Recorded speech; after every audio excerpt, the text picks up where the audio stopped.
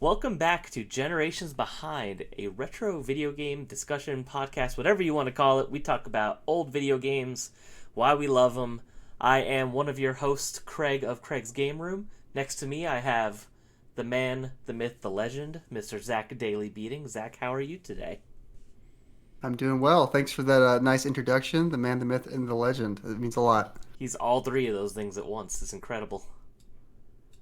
And below I me, agree. we have just a regular old guy, Tyler Hayden. Yeah, Tyler, how you doing? just doing I can pass on pretty myth and legend average. if that helps. You can have myth or legend. You There can we have go. one of them. We'll have the mythical Wait, legend. so you're Tyler giving Hayden. me myth and legend, but not Myth man. or legend. Myth or legend. But Don't get greedy. I'll take legend. Take legend. Okay, you go. can be legend. Okay. We have the Yeah. legendary The- Tyler Haight. Yes. Tyler, how are you today? I'm doing pretty splendid. Went to a hockey game and now I'm ready to record a podcast. So There you go. Did any fights break out? a couple. The biggest one was right at the end. But There you go. There's nothing quite like a fight at a hockey game to just really lift your spirits. See how unhinged and angry human can truly get at one another. It's a fun Yeah. time. it's my first one ever seeing live, so that was pretty neat. There you go. Are you a sports guy, Zach, in any way or no? Yeah, I like sports. I've been. I don't watch a whole lot of hockey, but I watch basketball, football, baseball. I like hockey. I just There you didn't grow go. up with it.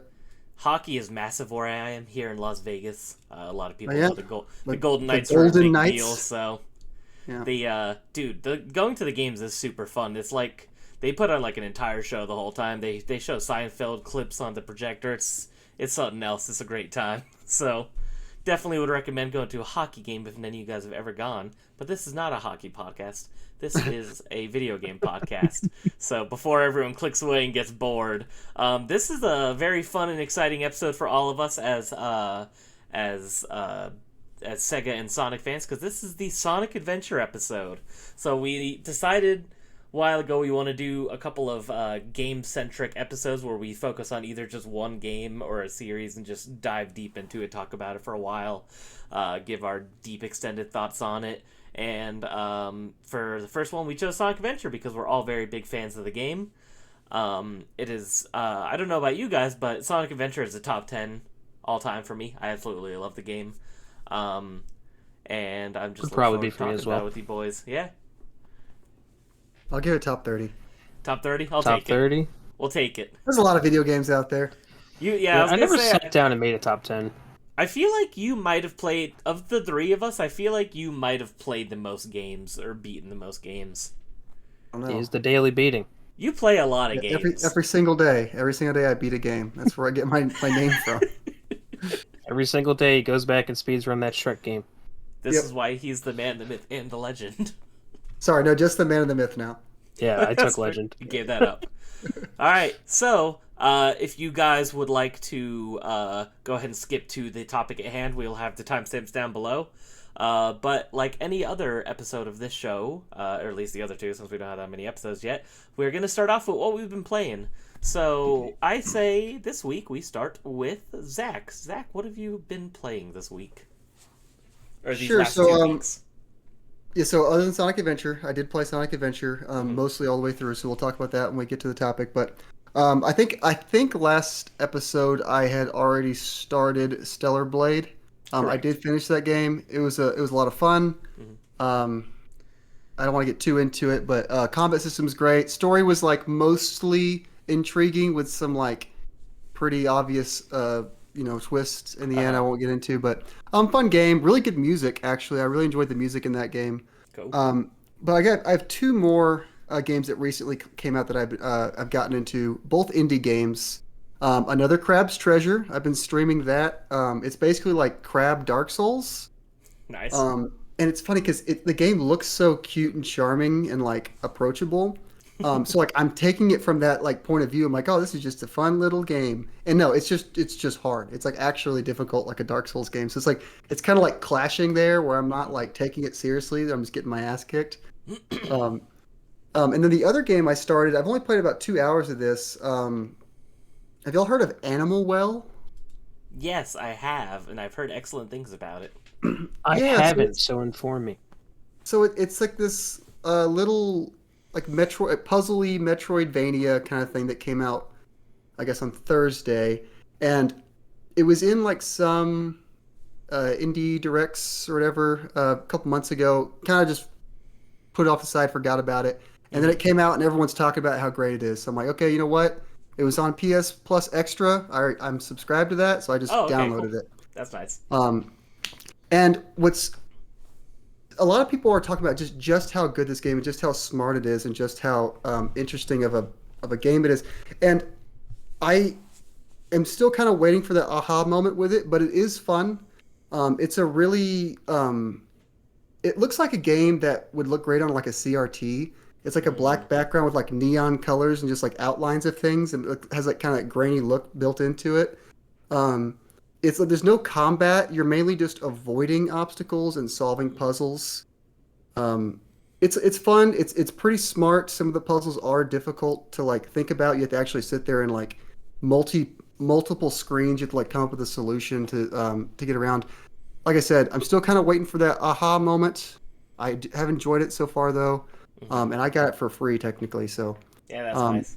and fun fact, it was a PS5 download is 100 megabytes. So small. And the PC download is like 56 megabytes. So I got That's like a bloated crazy. PS5 version. Holy cow. Um, That's so funny. You know, and that's yeah, funny. I actually remember I read a tweet saying that the PS5 icon is a bigger file than the game, that's hilarious. which is That's so awesome. funny. Yeah, and for those of you listening that haven't seen the game, very retro inspired. Yep.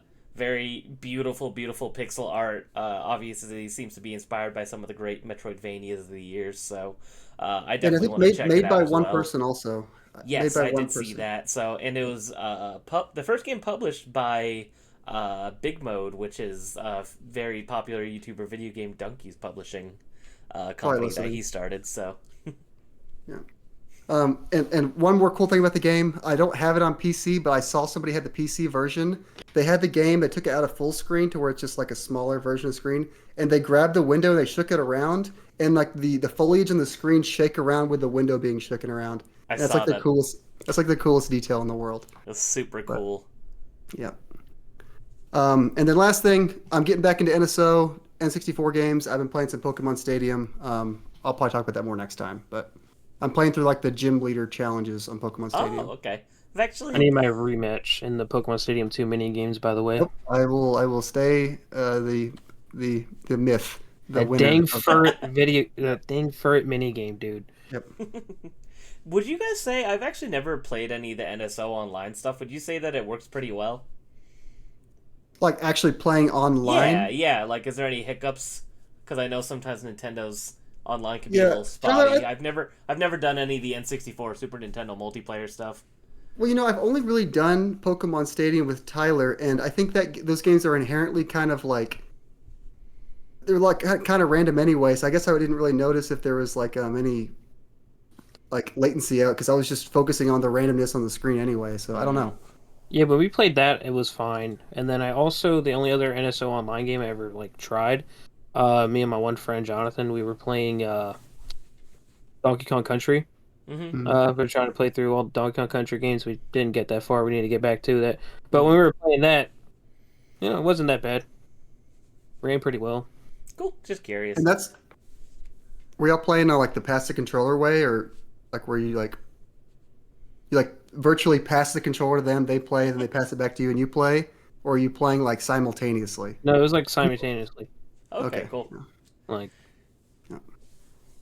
That's fun. Yeah, I need to try that eventually. I still haven't done any of the NSO. I haven't turned on my Switch in a long play time. I need Pokemon to give it a Stadium with little us. bit of love. Yeah, that'd be fun. I'd love to do that. I've never touched Pokemon Stadium 2 ever, so it'd be fun to check that out. I grew up with the first game, the first Pokemon Stadium, but I never owned the second one, so...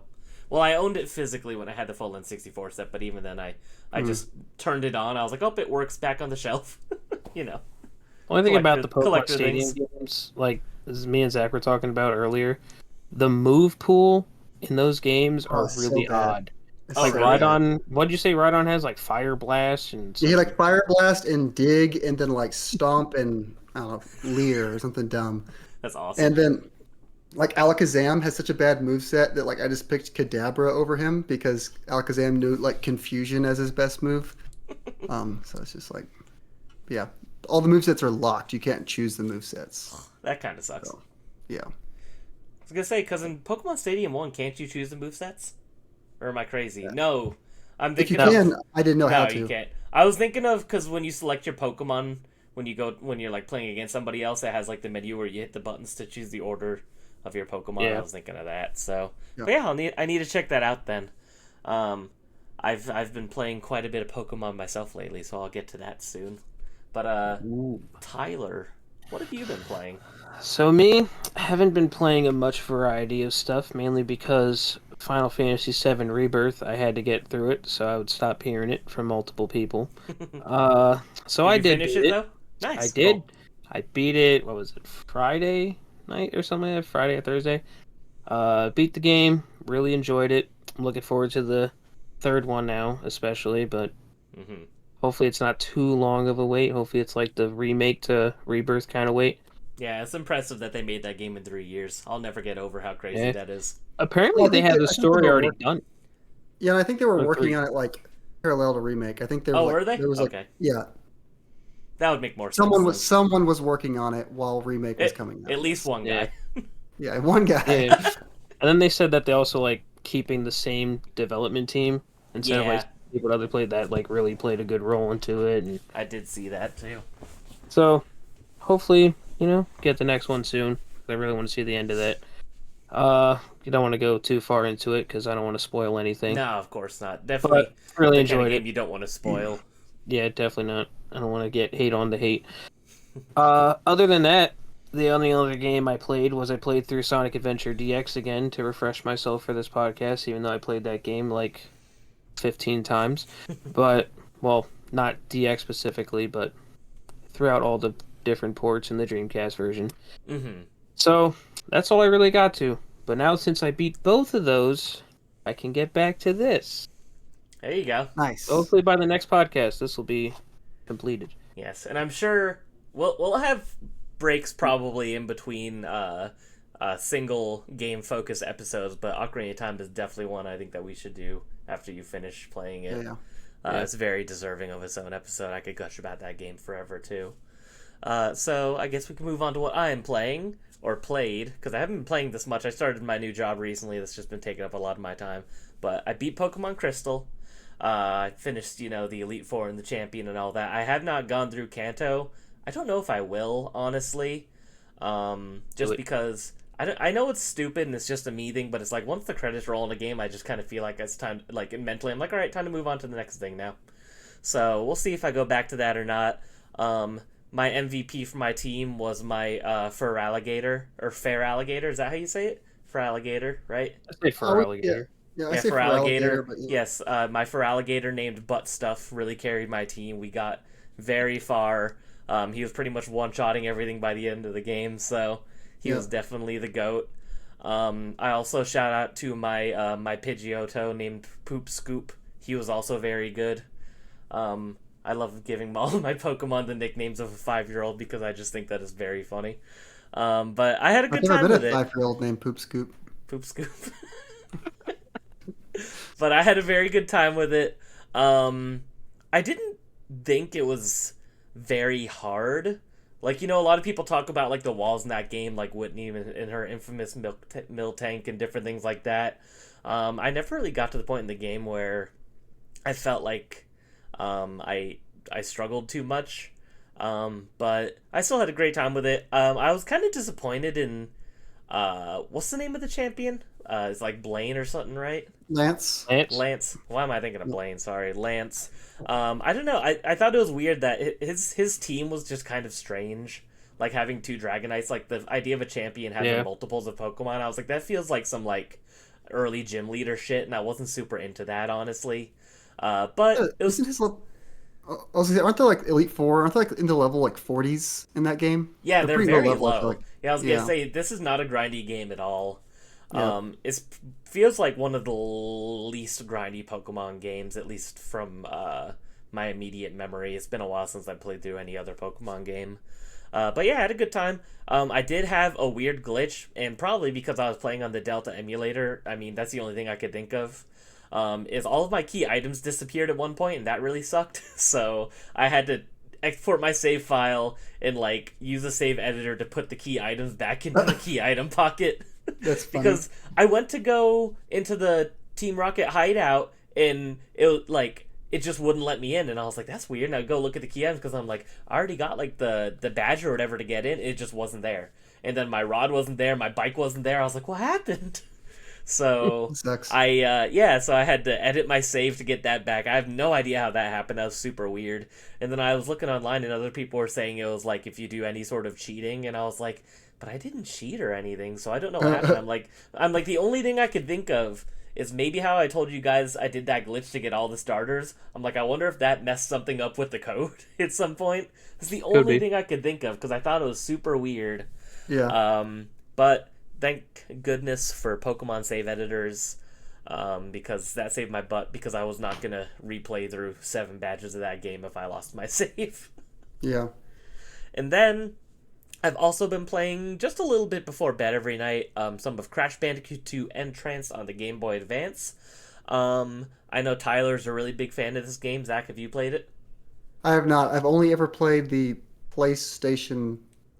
original 3 PlayStation Crashes. I haven't played any of the ones. But Yeah, so it's pretty good.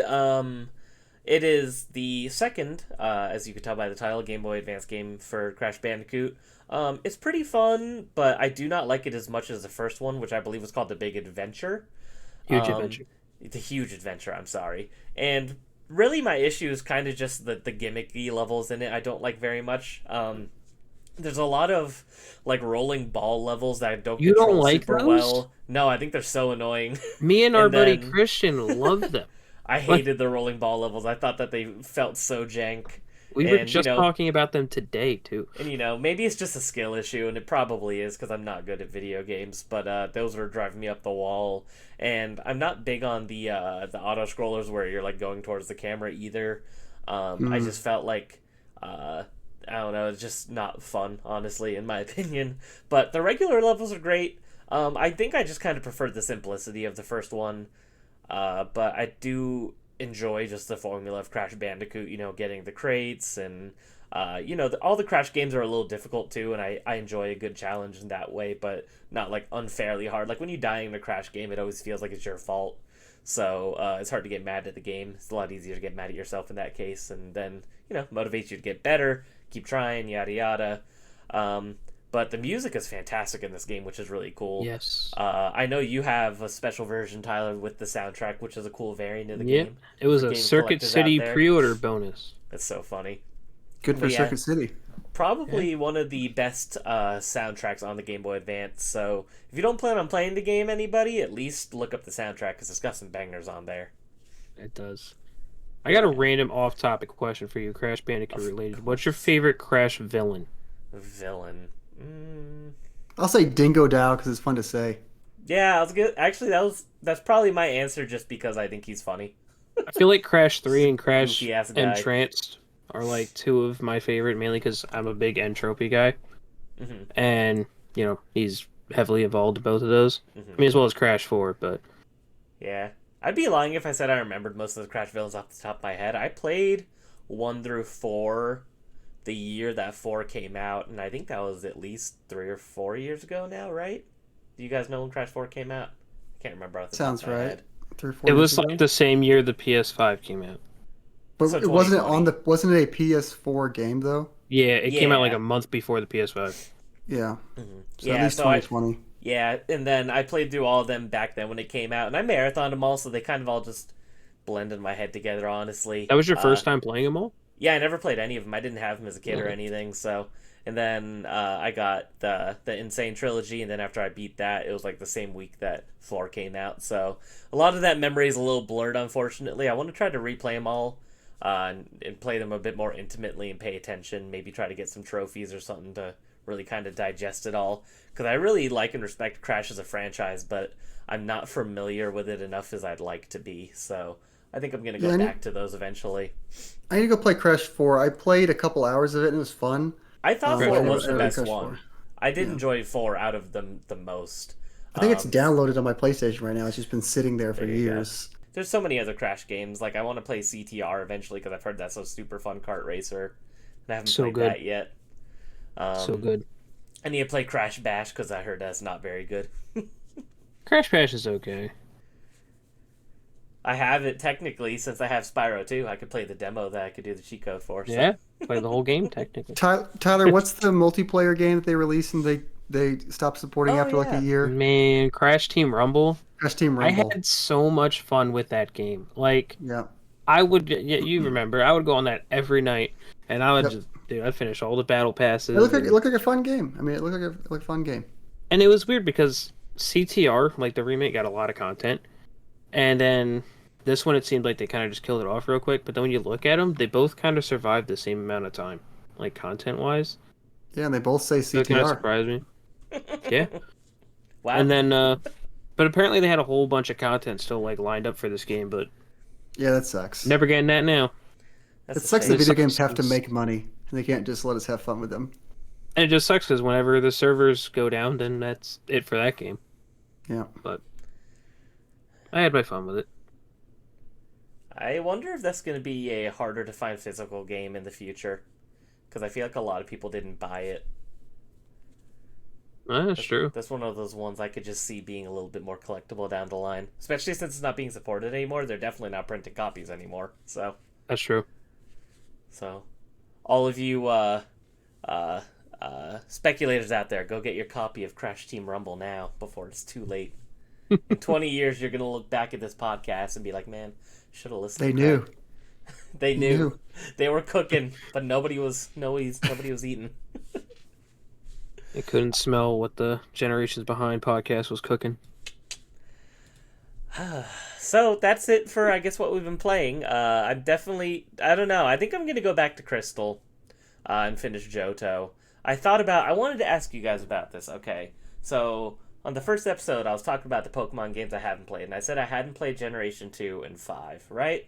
So I might have lied because I was thinking about it more, and I've played Generation 3, or at least I thought I did, until I was reading online, seeing people have contentious arguments. Because I haven't actually played, like, Ruby, Sapphire, Emerald. I played Alpha Sapphire. And for a long time in my mind, I was like, yeah, that's Gen 3. But apparently a lot of people think that doesn't count because of how different it is. So now I feel like I need to go back. And then I was thinking about it more, and I was like, well, I never technically beat Red, Blue, or Yellow either. I played Fire Red and beat that. So I'm like, I guess I technically haven't beaten Gen 1 then either. Sounds like you're a few generations behind. But I don't know. I wanted to get your guys' opinions. I'm like, does playing Alpha Sapphire and Fire Red count as playing Gen 1 and Gen 3, or is it too different, you think? Those, I don't know. mean, yeah. So like, short answer, I think it still counts. You have played those games; they're not that much different.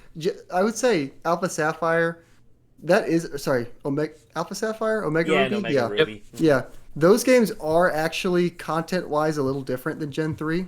There's like some different towns and some different mechanics. Fire Red. If you played Fire Red, you've played Gen 1, I think. Essentially, so? yeah. Like, yeah, I mean, it's just like it's Gen 1 with like modern conveniences, like you can run and like the items don't suck and the PC doesn't suck. Gen 1's really frustrating. Like you can hold like 20 items, so it's like your key items, your Yeah, your bag Pokeballs, gets and your full, TMs are all sharing one bag.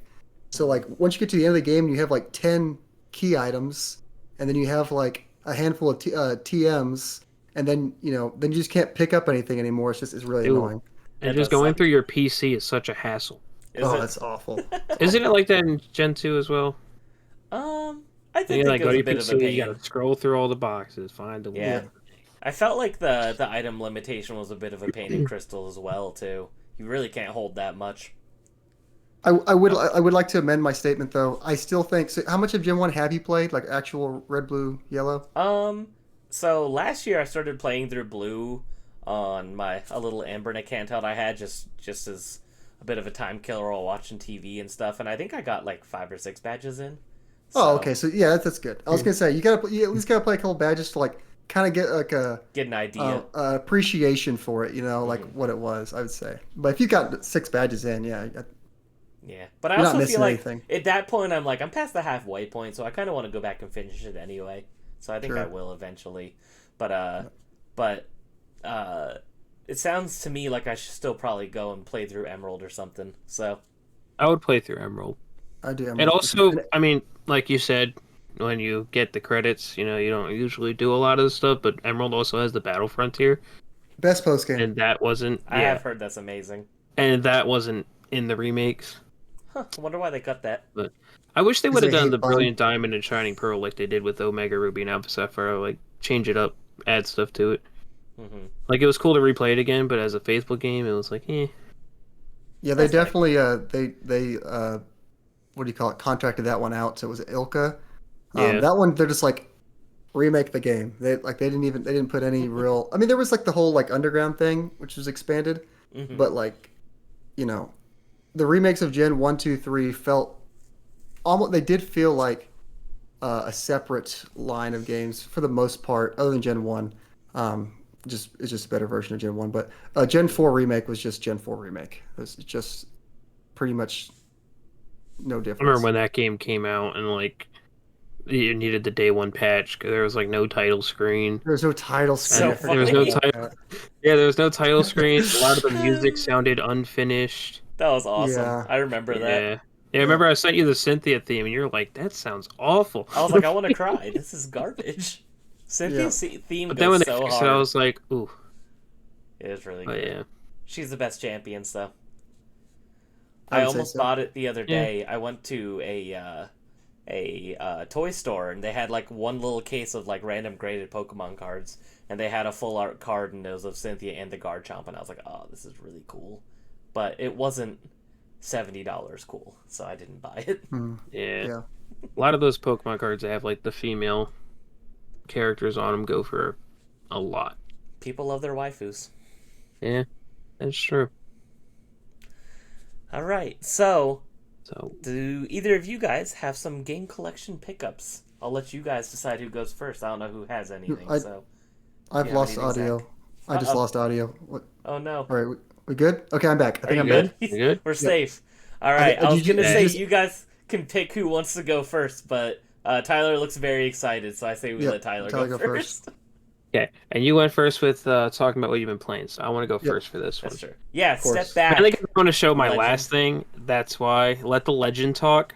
All right, the Yeah. man, the Oh, myth geez, can yeah. take a seat. Okay. So, what should I start with? We're gonna start right here. So, picked up a copy of Stellar Blade.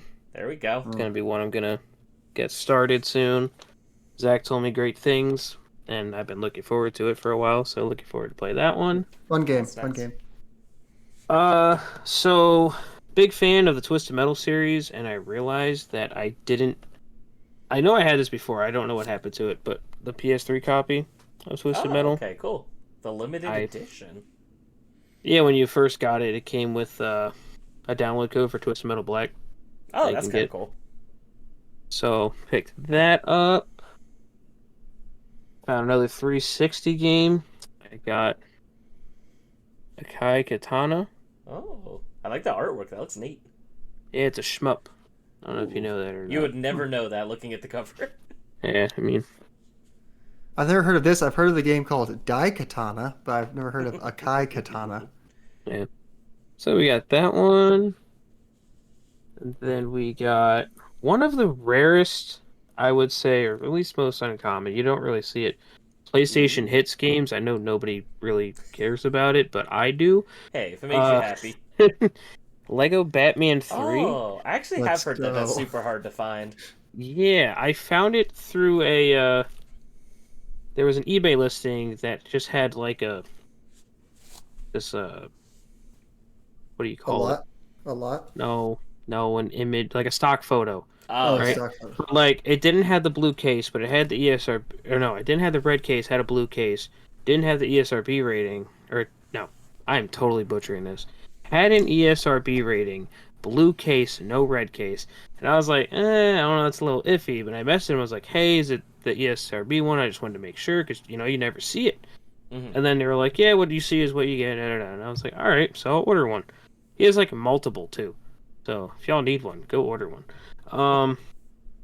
And it was like $17 and it came and I was like, wow, it's the actual one. So Got that one. Still, How exciting. other uncommon ones I really want to get a hold of, but then I got completed my copy of Oh, Donkey Kong Beautiful. Country. nice. Absolutely Yeah. beautiful. Now I just need to complete my 2 and 3. Then I can have Nice. all of them in the box, which would be nice. Love that series. Nintendo make another one. Now, this is perfect for this episode. My buddy Jason got me a birthday gift. You know, it came a little late, but it was totally worth it. Right? So, we got Sonic Oh my Adventure god. first Oh, four let's figures. go. That is so cool. And it's the limited edition one that like lights up and everything. That's Dude, awesome. when I opened the box, I was speechless. I was like, That's ain't awesome. no way you just got me this. That is so cool. I really need to find a spot to display it. I Yeah, usually don't have a lot of room, but I'm gonna find a spot for it because it's that worthy. deserves it. It's worthy. That's And so I have cool. you have a what? I was gonna say I have a Sonic first four figures, but it's the one from like the original Sonic. He's like running past the checkpoint, and it's like the light I spinning. love that Oh one. yeah, that one's Yeah. cool too. There's a Sonic First- Adventure 2 one as well, but First four figures makes the best stuff. Their quality is unmatched. Yep. Yeah. Really good. and so with that, I pass it on to the man of the myth. Nice. All right, so I got 2 games since last we spoke, and both of these games came on a spur of the moment during a Bird Dog Gaming pod stream. He was on eBay and he like found a listing for me, and it was two games in one, and I couldn't resist. I've been trying to buy WarioWare games. It's my There you go. the thing. I'm trying to complete the WarioWare series. And I also enjoy buying Japanese GameCube games because they're Me cool too. looking and they're cheap. Oh yeah. So I got 2 games, and so one of them is WarioWare GameCube. Love that. Yep, looks good. This is the slipcover. I'll show the insides in a second. The other one is Wario World, just because I thought this case was awesome. It is The awesome. golden case. It's funny if you read. I don't know if you can see this. If you read this, I got too close to the mic there. It says Powerful Wario Game 2004. So That's awesome. there you go. Oh, yeah. Powerful Wario. Game. I don't know Um, if I have that one. I never have played WarioWare. WarioWare on the GameCube for. Came with Oh. this sticker sheet inside. That's awesome. Yep. And Japan then gets all the cool stuff. they do. And then the WarioWare also got a sticker sheet. Nice. And then this like I don't know what this is. It's not the manual. It's like a I don't know what this is, but Huh. I cannot read it because it's in Japanese. Interesting. But it's like a little I don't know because there's also all the games have the manual in there as well. So this is just an extra pack in. I don't really know what it's Yeah. for, but I need to check my copy. I don't know if I have that in mine. yeah. So I was shout out to Bird Dog for finding me that listing. Shout out. But yeah, expanding my Japanese GameCube collection. I've got probably 8 or 10 games now of these, and Nice. they all look cooler than the US versions. They do look all of really them. cool. I love collecting Japanese GameCube games, and a lot of the times you can't get them super duper cheap, which is nice. So Yep. Bird Dog Gaming is the true man, myth, and legend. Whoa, whoa, whoa, whoa! Let's you guys are not gonna glazing give up too Christian a much. big head. Well, we gotta do it now until we get to the Sonic Adventure part. You're right, Gotta make yeah, it feel okay. good. We'll talk them So down funny. then. Talk them up, and then we talk it down so we're on even territory. There we There go. you go. You grab anything else in the last couple of weeks? Just No, those two bad boys. Just those 2 bad boys. I do have one more prop to show, but I'll wait to show it when we get to the topic. Sweet. All right, so this week I actually do have a few things which is exciting. So this game I Ooh. technically got for free, which is fun. So this is Demon Turf for the Xbox One / Series consoles. Seen that at GameStop It's today. a really cool indie platformer. I played it a little bit. I didn't get super far into it. Definitely challenging. The movement feels very good in it. The reason I say I technically got this for free is because they had buy one, get one free for clearance. And my wife wanted a shirt they had that was a little bit more money than this. It was like $12. So this was the free item. So I figured why not. I always want to add more Xbox games to the collection just because I don't have a lot for any of the Xbox consoles. So there's that. Next up, very excited to finally have X-Blaze Lost Memories on the That's the PlayStation Vita. one. Most Vita games do not have any sort of inserts, but this one does, so I thought that was kind of neat. And now I am only 9 games away from the retail Vita set. We are almost there, boys. It's been working on this for so long. Most sets I've been able to finish in a very quick amount of time, but I've been working on the Vita set, I think, for over 3 years now, so I think this year is the year I'll finally do it, and then eventually I'll get the limited run, but no rush. And last but not least, the most exciting thing I've gotten, the beautiful Mother 3 plush set. This is some incredibly gorgeous packaging for this item. Mother 3, my favorite game of all time. There's not a lot of Mother 3 merchandise, so anytime something Mother 3 gets any sort of merchandise, I feel the need to buy it. And as a big plush fan, had to get that. I think it's a little weird that it came with Klaus instead of Boney, just because the other Mother plush set has the 4 main party members and this one doesn't. But Boney does have his own separate plush that they released, I think about 2 years ago now. So there is still a plush of him at least, but I kind of wish that we would have gotten a little, just like full party like set for Mother 3. So maybe one day they'll do something else, because they eventually made a couple more Mother 2 plushes in these fancy boxes that they have here. So, but yeah, very, very excited to own that. Shipping was brutal. It was like $35 to get it shipped here from Japan, but it showed up in like 2 days, which is very impressive. I don't know how that's even possible. So shout out to incredible Japanese shipping times, because I feel like when I buy something in America, it usually takes a week. So I don't know how they're getting it across the world in 2 days.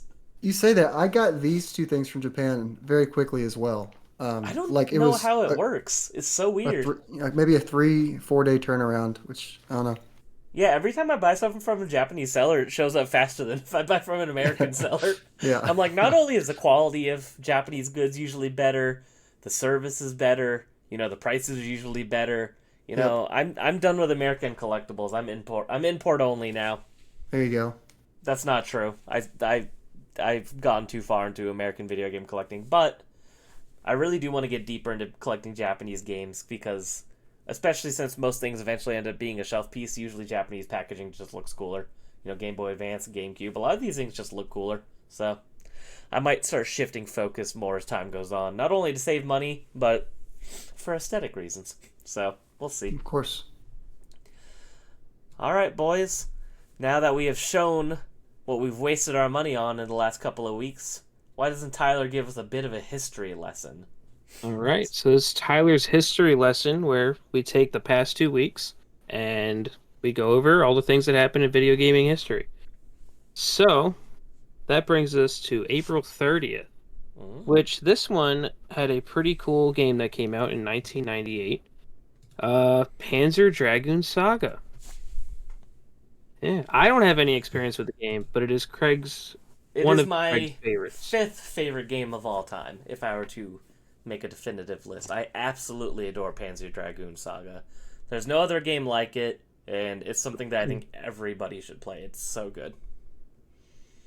Zach, you ever play Panzer Dragoon Saga? I have not, but my local store has a copy, and it's like, I don't know, $1,200. Something silly. I can't remember. It's just sitting there. It's never going to get bought. 2 in my area. One's like $1,200 and one's like $1,500. Yeah, to you game collectors out there that might want to buy it, don't ever spend over $1,000 on it. That game is the most up and down game of all time. It'll go from like $800 to $1,500, back down to $900, then up to $1,200. It's always fluctuating. So just wait. If you're patient, you could get it for under $1,000 for sure. Not that $900 is cheap, but it's cheaper than $1,500. So they have big savings for more games. Real quick, my store has 2 games that I always check to see if they're there. Panzer Dragoon Saga for like $1,200, and then they have a sealed Mario RPG behind the glass for $5,000, and it's there. It's always been there. It'll always be there. Probably. I don't know who's gonna go spend $5,000 on that, but I mean, it's cool. And there's some people out there. Yeah. I mean, I have no clue what a sealed copy of that goes for, but yeah, I don't know, and I feel like a lot of people would rather buy it after it's already been graded because that's a pretty big risk to take. If you submit it and it gets an 8, you're probably kicking the shit out of yourself. So Yeah. Yeah. So this one I found pretty cool because I never heard about it. So in 2005, also on April 30th, they had a contest for Pokemon Emerald, and this was before the game even came out. So they pretty much had 3 events leading up to it, and they split the U.S. into 6 different regions based off the battle frontier, Mhm. and they gave each player an advanced copy of Pokemon Emerald to use, and they had to get a team on there to compete in the tournament. That's fun. Which I was like, that is pretty cool, which I never knew cool. about. I love weird stuff like that. That's fun. Then let's see. Then we go to May 1st. May 1st in 1999, we had the release of Super Mario Bros. Deluxe on the Game Boy Color. Mm. Weird little Yeah. port. Very strange. Very zoomed in screen. Not a big fan, but it's cool that it exists. Yeah, it's a Mario game. You gotta love it. Just Those like are Mario the rules. So then let's see. And then also May 1st, 2005 is when Pokemon Emerald actually officially released. My favorite game of all time, just saying. Number 1. That came out. Craig, play it. It's in my top 10 also. Yeah? Yep. Gen 3 for life, man. Gen 3 for life. So, nothing too big on May 2nd. So then we go to May 3rd. This was a pretty old history. So in 1972, on May 3rd, is when Magnavox first shows off the Odyssey video game system. Ooh, that's interesting. Y'all ever had an Odyssey, played an Odyssey? Definitely not, and No? honestly, no interest. But On it's cool October that it exists. 27th, 2017, I played Super Mario Odyssey. I love that game. Does But, that count? yeah. I'll count it. But Close enough. I'll one-up you and say that I own an Odyssey 2. Oh, there you go. That's kind of cool. Yeah, I own an Odyssey 2 in quite a few games. I never really tried to get it working, but... Well, never even tested it, but I have it. It's probably fine. Yeah, I wouldn't doubt it. It probably works like a champ, you know. Let's if anything, be real. You'll turn happened it a couple on times. for the first time. You would turn it on and be like, neat. And then you'd never turn it on again anyways. I'm like, If you all put- right, back to storage. If you put an Odyssey in a police lineup with a variety of kitchenware, like toasters and air fryers, I'm not sure if I could pick out what the Odyssey looks like. I don't know what that thing is. No idea. On waffle maker. Yeah, But it's exactly. okay. We gotta respect our roots. Shout out to the Odyssey. Yeah. So this one, I don't know if you guys have any experience with this one, but I personally do, mainly because I played it with my dad a lot growing up. So May 3rd, 2005 is when Sony released Hot Shots Golf Open T on the PlayStation, on the PSP. And I know it's the PSP one, but I remember specifically when the PSP came out, my dad got himself one and also me one. And he's big into the golf games, stuff like that. We played a lot of Hot Shots Golf Open T. I really enjoyed that game, so I wanted to throw that in there. That's cool. Yeah, I've only ever played the Vita Hot Shots Golf. I did really enjoy it, though, so main reason I played it was because Kat from Gravity Rush was a DLC character, but I still had a good time. Yeah, she is, actually, so... That's pretty neat. If Kat from Gravity Rush is in your game, I will buy it. To all the developers out there wondering why their games aren't selling, it doesn't have enough Kat from Gravity Rush. That's what you're missing. Now, is Cat in PlayStation All Stars Battle Royale? Or is it a different Gravity Rush character? It is her, okay. and it's also Okay. DLC, so... Okay. And that was also when I played PlayStation All Stars Battle Royales, when I found out that she was a DLC character. I got that game on launch. I enjoyed that. I think you're one of the few. Not a lot of people seem to play that game. Yeah, I played the I own beta it. and everything. It's actually pretty fun. I think it's a little... Kratos was way overpowered. Yeah, I think it's a pretty good time. I think people just compare it to Smash Bros. When it's not the same. So, but it's good on its own merits. Yeah, exactly. It's just not Smash Bros. And it got butchered for that. Mm-hmm. Yeah. The only But I time remember it back in the wasn't- day, everyone was clowning on it because I guess back then you were able to see the hashtags people used under their videos, and one of the hashtags was Super Smash Bros. like on the official Sony account to like try to garner a few more views. Yeah, that's funny. That's The one awesome. time that I didn't like the game is when I was going for the platinum, and I had to go through every single person's story. And Oh if gosh. if all the matches were stock based, it would have been so much easier. But I had to sit through time limits for every single match, Yeah, it's brutal. minus like the last two, and and I did it on the Vita and the PS3. Hard pass. Uh, so this one I kind of threw in here. May 5th, 2006 is when Nintendo announced for the Wii that there was going to be over 30 game titles available within the launch window, which I thought was a pretty big Wow. number, It which is I a really didn't know big number about. for launch. I don't remember any of them except for Wii Sports and Twilight Princess, though. At least Yeah. of Was note. Sonic and the Secret Rings in there? I remember having that very early. I I don't hope. That's my know. I first hope game. That's a so. terrible game. That should be our next retrospective. We could just No, oh, I will crap not. I will one. not be here. No. It'll be an I will empty make screen. sure that we will never cover anything Wii related on the show if it could prevent us from talking about that game. All right. So May 6th, 1998 is when Sony released the DualShock controller for the PlayStation in the United States. I bring that up because that is a controller that you need for Ape Escape, and I love that game. That is totally fair. So I hate playing a PlayStation controller without the thumbsticks. It feels yeah, it feels it really feels odd. naked to me. I'm not a fan. I didn't even know that for the longest time that there was a place because when I got a PS1, I had the Dual Shock. I didn't know that weird previous thing existed for No, a me while. too. I didn't. Um, I didn't see those controllers without thumbsticks till I was an adult, and I was like, "Is like I thought it was like third party or something." Like I was so confused. Yeah. So also May 6th, 2003, Konami released Castlevania Aria of Sorrow on the Game Boy Advance. You guys ever have any experience with the Game Boy Advance Castlevanias? No, I have the collection on Switch. So, I bought it. so do I. I Yeah, bought it so and it's I was like- like, I'm gonna play this. And guess who And I hasn't turned never it did. on? Yeah. Yeah. I have Yeah, the so I collection really as well. want to. I really want to get to it eventually. Yep. I really enjoy. I never beat Symphony of the Night, but I've gotten pretty far in it, and I really enjoyed it. And then I played Castlevania 1 on the NES. I don't have a lot of experience with Castlevania, unfortunately, but I hear nothing but good things about all three Game Boy Advance games. So Yep. definitely want Yeah. to get to those. Christian, our buddy Christian's the one who mainly like got me starting to wanting to get into the series and play more of them.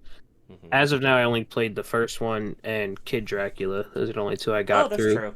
I have Yeah. played through Kid Dracula, the Famicom one. And that's Yeah. very fun. Very difficult, but very fun.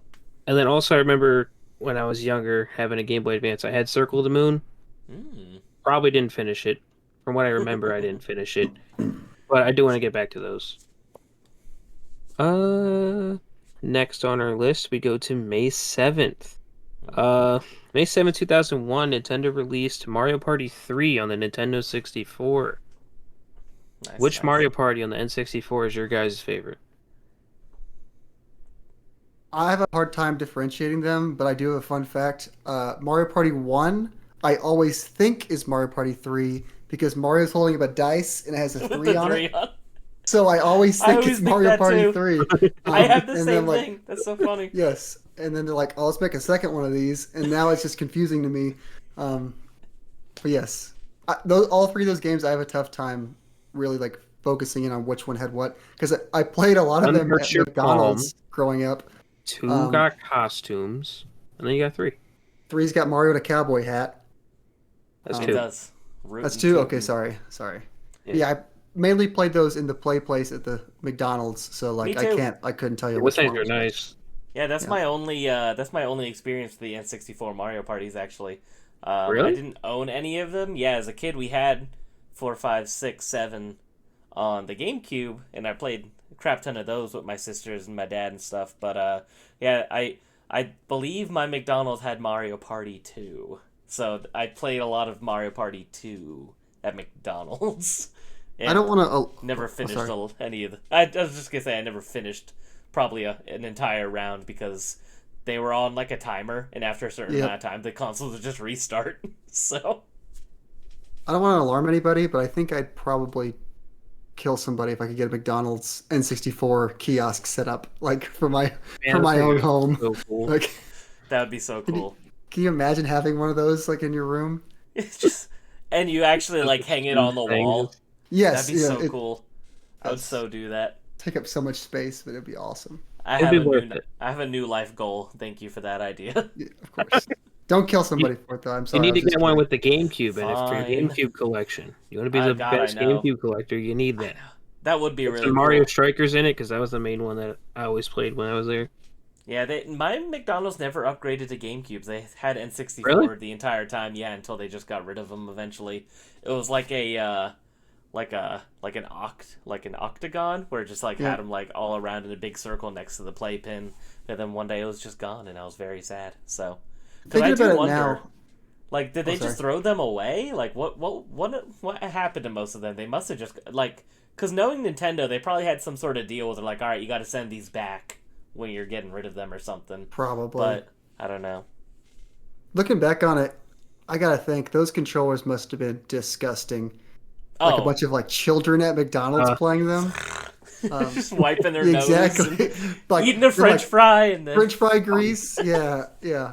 It's like shoved into the controller. There's like hamburger in there. Yeah, but Yeah, Ew. it's a great time. the good old days. the good old Exactly. days. So let's see. May 8th, 2006. I put this in here. Not entirely retro to what we claim to be, but Mhm. it's when they announced the PlayStation 3. Brought this up because I like the PlayStation 3. That's one of the ones I played a whole lot growing up. Fun fact: I didn't get a PlayStation 3 until 2016. Really? So I was so late to the PS3 that they stopped making PS3 games by the time I got a PS3. So It's crazy how much the PS3 was at launch. it was Oh, yeah. insanely Like, expensive. it was I had my neighbor had $499. it. Yeah, my neighbor had the expensive one where they're like $599 US. You know, Yeah, for he like had a that one. 60 gigabyte. hmm And then it So was I would go over to my 500 for a neighbors 20 and gigabyte. play. Yeah, I'd go over to my neighbors and play Little Big Planet and Fat Princess, and Oh, it was a Little great Big time. Planet, man. Oh, so good. RIP to the Little Big Planet 3 servers unless they eventually bring them back up. I wouldn't get my hopes up. Yeah. Yep. They've been down for, since January 1st or I something think they like that? confirmed they were like not bringing them back up like a week ago. Well, they said they're just down indefinitely. They don't have like a date now.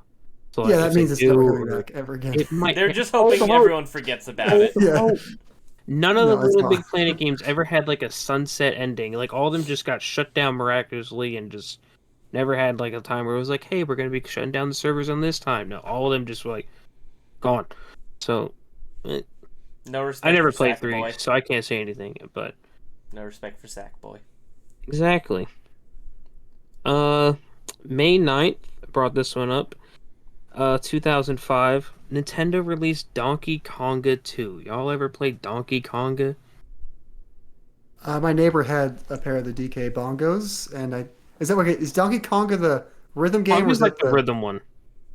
So okay, yes, I've played the first one of those. I remember it was like We Will Rock You was the first game. So I just did that a bunch, But Yeah, I played the first Donkey Konga and I played Jungle Beat, but I never played the second Donkey Konga. yeah, Jungle Beat's the one. I am a proud owner of 4 sets of Donkey Konga bongos because I had to get each version that came with the games because there's a set for the original, there's a set for 2, there's a set for Jungle Beat, and then there was a set that was sold separately without a game. So I have 4 sets of boxed Oh Donkey man, Kongas. So I didn't even realize until like a week ago because I'm so bad about just buying shit and then never actually checking it. My Konga set for Donkey Konga 1 is sealed, and I didn't even know it until like a week ago. So that's kind of cool. So I also have a sealed copy of Donkey Konga, I guess, inside of that box, which is pretty neat. that's I thought awesome. about opening it up just because I was like, this will be the crispiest Donkey Konga anyone could ever possibly own because it's been protected inside of another cardboard box all these years. So I might crack it open. I think that'd be kind of fun. Better record that if you do. Let us Yeah, share, do an share unboxing that video. moment. I should. That'd be fun. Video. But yeah, I once again, being a fake gamer, I've never played any of them though. So I have all the bongos in the world that any man could ask for, and I still haven't used them. You need to be one of those guys. Just use the bongos to like beat Dark Souls or something. Dude, Oh yeah. I can't beat Dark Souls with a controller, let alone a set of bongos. It's simplified, you know. Tap, tap, clap. You're good. Figure it out. I believe in God, you. I know. Nothing makes me feel like more of a failure than when I see a tweet and they're like, "This guy just beat Elden Ring by slapping bananas," and I'm like, I can't even just beat the game. I can't beat it myself, and this guy's beating it with bananas. There was one guy who had his goldfish in a top camera swimming randomly across the button inputs, and it beat a few bosses. Wait, it I actually can't beat even some do bosses? that. Yeah, it beat a couple of it beat one of the major bosses, like one of like the actual like story trophy main bosses. It beat it with just swimming randomly over a bunch of uh, inputs. God, So I really must Man. be the worst video game player of all time. If I gotta go look that up. a I gotta goldfish watch can that. get further in Dark Souls than me. A goldfish also got farther than Christian. He only did one stream. Rusted. yeah, Christian needs to bring that back. Uh, let's see. May 10th, 2000 is when they originally did the world premiere for Metal Gear Solid 2. I brought that up mainly because it's a historically important game. It's a beloved franchise, and it's one that we all need to get to. So Yes, I figured definitely. I'd bring it up. I almost bought the HD collection for PS5 today, but I just decided On not to Woot? because, yeah, because they had it on sale on Woot for $25, and I was like, that's a really good price. But I could also just play them all on handheld on my Vita, so I think I'm just gonna play them all that way, honestly. Because those versions, I think, actually run at a better frame rate than the PlayStation 5 version somehow. So also the same exact day that Metal Gear Solid 2 got shown, same year and everything, Nintendo released the Fantastic series of the Nintendo 64 consoles. Let's go. Watermelon, Ice, Jungle, Fire, Smoke, and Grape. Dude, I Any of want the y'all grape ever own so any? bad. grape. I want the grape so bad. It is so cool looking. grape It's looks that, cool. that dark translucent purple. But nah, I just had the regular old N64. Same I here. still have my childhood N64, which makes me happy. I never ended I up wish I swapping had a that lot of one my out. childhood stuff. I believe I had the Jungle Green one, but I Nice. mean, that's the one you see a lot. It's the most common one. It's still really cool. Oh, yeah, for sure. Zach, did you? I just had the regular old Regular one? black gray N64. All reliable. Oh. You could All drop kick reliable. that thing out. You could drop kick that thing out of a 7-story building and it'll still work. For sure. It's the most resilient console of all time. So May 11th, today that when we're recording, Mhm. was in 1995 the release day for the Sega Saturn. Let's go. One of the greatest out. systems of all time. It was $349 at release or $399 with Virtua Fighter. Nice. That sounds expensive for 30,000 95. Is that units. expensive for 95? That does sound pretty. Well, because I think Yeah. the PS1 was way cheaper, and I think that's part of what made the Saturn do so bad, if I remember Yep. right. Yep. But I do love the Sega Saturn. It's one of my all-time favorite consoles. It has a lot of really good games. Obviously, Panzer Dragoon Saga, like I said, one of my favorite games ever. Magic Knight Rayearth is an incredible game for the Sega Saturn that's super, super fun. If you're a Link to the Past fan, that's one that I definitely recommend. Burning Rangers, super cool. There's a lot of really cool stuff on the Saturn, and most of its best games came out within its last year, which is really interesting. So, You didn't say the best game on the Saturn, though. which one? Sonic R. I do. I love Sonic R. I don't care what anybody says. I played the shit out of Sonic R as a child. I had the PC port, Can you and I played it feel endlessly. sunshine? Sunshine. Brighten up your day. All right, moving on. Exactly. Put Saturn on NSO. I'll play it. There you Yeah. go. That would be cool. I got the Genesis now. Put the Saturn And on. of course, Nights into Dreams, one of the funnest arcade style games of all time. And that's a game that you could get on, if you have a modern day Xbox, you could still download that game. So definitely recommend. So also May 11th, but back in 1995 is when they first started E3. Oh, You know, yeah. nowadays E3 is no longer a thing. It is no longer with us. R.I.P. So miss those days, waiting for all the conferences, watching them all, getting all the cool game announcements. Wish I could have went to one, but never got to. Yeah, But- Life goes I on. always wanted to go. I was sad I couldn't. I have a cousin who works for a fairly, I wouldn't say fairly successful, honestly very successful game dev. I don't want to dox my cousin, but he always told me one year you have to go, and then by the time it would have been realistic for me to be able to actually go, that no longer was a thing. So rest in peace to E3. I wish For I the could have gone.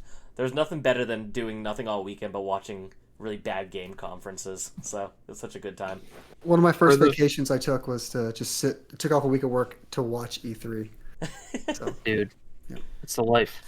Dude, it was the best. Even when nothing good was announced, it was still always a good time because it was like either you got Just super hype being- about something happening, or you were Yep. able to clown on it with your friends. Like it was Yep. just always a good time. Do you know? Take a guess at what you think the total attendance was. Well, like an In estimate, ballpark. 95? Like, yeah, It was probably industry only back then. Definitely, So maybe 1,000 people. Probably more than that. 472 people. Wait, I want to be specific too. 1,046 all are way off. by high or low. You'll need to go way up. Oh, okay. Okay. 32,473. A little lower. 1,965,000. No, The largest let's gathering go. of humans ever. God, that got a giggle out of me. Let's go 20,037. It was 28,000. Oh. Is what it was. Oh, I wasn't that Wow. close actually. That's a lot of I got people, excited honestly. for nothing. Zach was kind of close. Yeah, he was actually closer. Yeah, it's also Sony introduced go. the PlayStation in a $4 million booth, including an Ooh. appearance by Michael Jackson. Ooh. Sony also announced the launch date of the PlayStation as September 9th with a retail price of $299. But why It was was Michael September Jackson 9th? there? I do not know. Sony wanted to show him off. I don't. Well, I'm just like, he has like history with Sega, so that's kind of bizarre that he was there for the PlayStation reveal. And then it's crazy to think that they were talking about that, but then also at the same event, Atari announced a price cut to $149 for the Jaguar. Wow. Yeah, all What at a the same steal. conference. That's a crazy conference. We should How like did go the back and Jaguar watch not it. become the greatest selling console of all time? We got to find a video recording that and go back and just watch it and get our reactions. That would be fun. Okay. Oh, it's also when SNK shows off the Neo Geo CD system. There we go. But so also May 11th, 2000 at the Electronic Entertainment Expo, so also E3, Sega announced a price cut of $50 on the Dreamcast to $149 and a free Sega Net subscription for a limited time. Mainly threw that in there because we're talking about Sonic Adventure today. Figure Dreamcast, why not throw it in there? I love the Dreamcast. And then on that day in 2004 at E3 is when Nintendo showed off the Nintendo DS for the first time. Oh. Isn't there where Reggie showed it for the first time? My name's Reggie. We're about making Yeah. games, and I'm about. What's he say? I'm about here to Kicking about ass. kicking ass or something like Taking that. names or something. Yeah. Yeah. Just being the baller that he is. Yeah. Yeah, That man was the CEO of Nintendo of America and Pizza Hut. That's like my dream. Like, it's kind I of don't cool know. also because at the Sort of same single- expo they showed off the Oh. DS and then Sony also showed off the PSP same year. oh, Oh, I didn't know they were revealed at the same time. That's kind of cool. In both in 2004. And then also in 2004 is when they released The Sims Bustin' Out for the N-Gage. I figured we Hell close yeah. out on that because that is a very historical moment. That is the most historical moment in video game history, if I had to pick Mm. one. more of an That was Herbs fan. Tyler's. Don't play much Sims. But you need to be more of an N-Gage fan is the moral of the story. That's true. But that is Tyler's history lesson. A lot of actual history compared to game releases this time around, but yeah, it was pretty cool. Mainly because it's E3 kind of season. I know. Yep. I do miss E3 more and more as time goes on. Yeah, and it's unfortunate now because even like in the past years of when E3 was still around, how a lot of the companies they wouldn't show up, or especially PlayStation, because I always look forward to PlayStations, but recently it's very hit or miss if they're going to even do anything. Right now there's a rumor of a showcase, but I'm not holding my breath. Yeah, it was just fun when it was all at once. It's like you knew Yeah. everyone was going to be talking all at the same time. It was like, oh, this Yep. day we're doing Xbox in the day, PlayStation at night, and tomorrow we're doing a Nintendo Direct with a Treehouse Live, Yep. Perfect. R.I.P. But- E3. So, moving on. It's Craig, I'll time. pass it on to you. It's finally time we get to topic of the show. Only an hour and 10 minutes in-ish, so running a little long this time. Hope y'all don't mind, but I think we're having a good time here. But it's time for us to talk about Sonic Adventure. The best Sonic game of all time. It's a fact. I checked. I looked it up. Not even the best game with Sonic Adventure in the title. Rude. So, obviously we're all Sonic fans. We all came dressed for the occasion. We all have our Sonic merch on. Got a shout out to my boy Froggy. We got the I really Sonic like Craig's Ice. shirt. I need It's one a of Sonic those. Ice. We got the Sonic Ice. So, I figured maybe we could all just start a little bit with our history of the game. If one of you guys maybe want to go first, tell me a little bit about your story with Sonic Adventure. Zach, you want to take it away? Pull a Man the myth. coin. Yep, it was me this time. All right. All right. Man the So myth. Got it. Sonic Adventure. So the first Sonic Adventure I played, and probably why I'm partial to it, was Sonic Adventure 2. My neighbor had it. I kept going over to his house to play it, and then I kept getting my mom to rent it at Blockbuster until I finally wore her down enough to buy it for me. Was it on So- Dreamcast or GameCube? GameCube. Yeah. Okay, just wondering. So I have played Sonic Adventure 1 on the Dreamcast at a different friend, but that was after playing Sonic Adventure 2. Anyway, Sonic Adventure 2 is my first one. I played the hell out of that game. I think my childhood save had like 270 hours somehow Oh my gosh, on Sonic Adventure 2, which doesn't make any sense. that's awesome. All that chow Uh, and then after I loved that game so much, it's called Sonic Adventure 2. It's got to be a Sonic Adventure 1, right? So I eventually got my mom to buy this copy of Sonic Adventure, and this thing's all beat up. Oh, You can see all the there's like a rip in loved. here. The bottom's like ripped open. The side has like just like a tear in it. But there's a chunk Yeah, missing see at that the manual. top. Let me see that man. He ate it as a child. yeah, the manual's actually not in bad shape because it's just probably lived in there the whole time. But Fun yeah, fact. yeah. If I'm correct, Craig, let me know if I'm right. Mhm. The way you actually played them on the GameCube is the way they were released on the GameCube. 2 came out before 1. Yeah, I think Yes, 2 came which out is- before. Yeah, I don't know two if you knew that or Battle not. did come out first on the GameCube, so Yep. it kind of checks out that you and probably a lot of people did play 2 first, since most people didn't own a Dreamcast. Yep. So yeah, I'm just looking at the back now. It says E for everybody, violence. Anyway, I like Sonic Adventure a lot. I really do. I'm just partial to 2 because what I played first. But I do genuinely love this game. I've probably played it through 5 times now, if we count the one I just did. Yeah, I think one thing I really liked is, especially as a kid, was it feels more like an adventure, because in Adventure 2 it's just level to level to level to level to level. This one you have to actually explore the overworld, and I think that does go a long way in making it feel more like an adventure, But yep. Cool. Tyler, give us a little bit about your history with Sonic Adventure.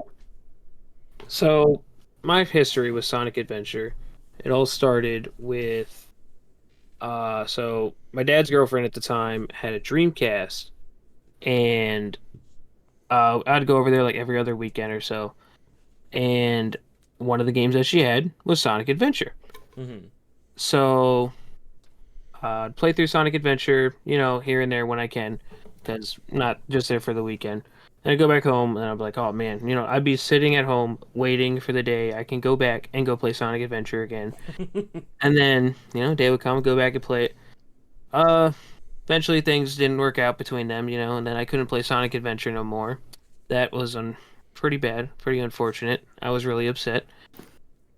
So then eventually I actually got Sonic Adventure DX on the GameCube, and then I was able to play it whenever I wanted.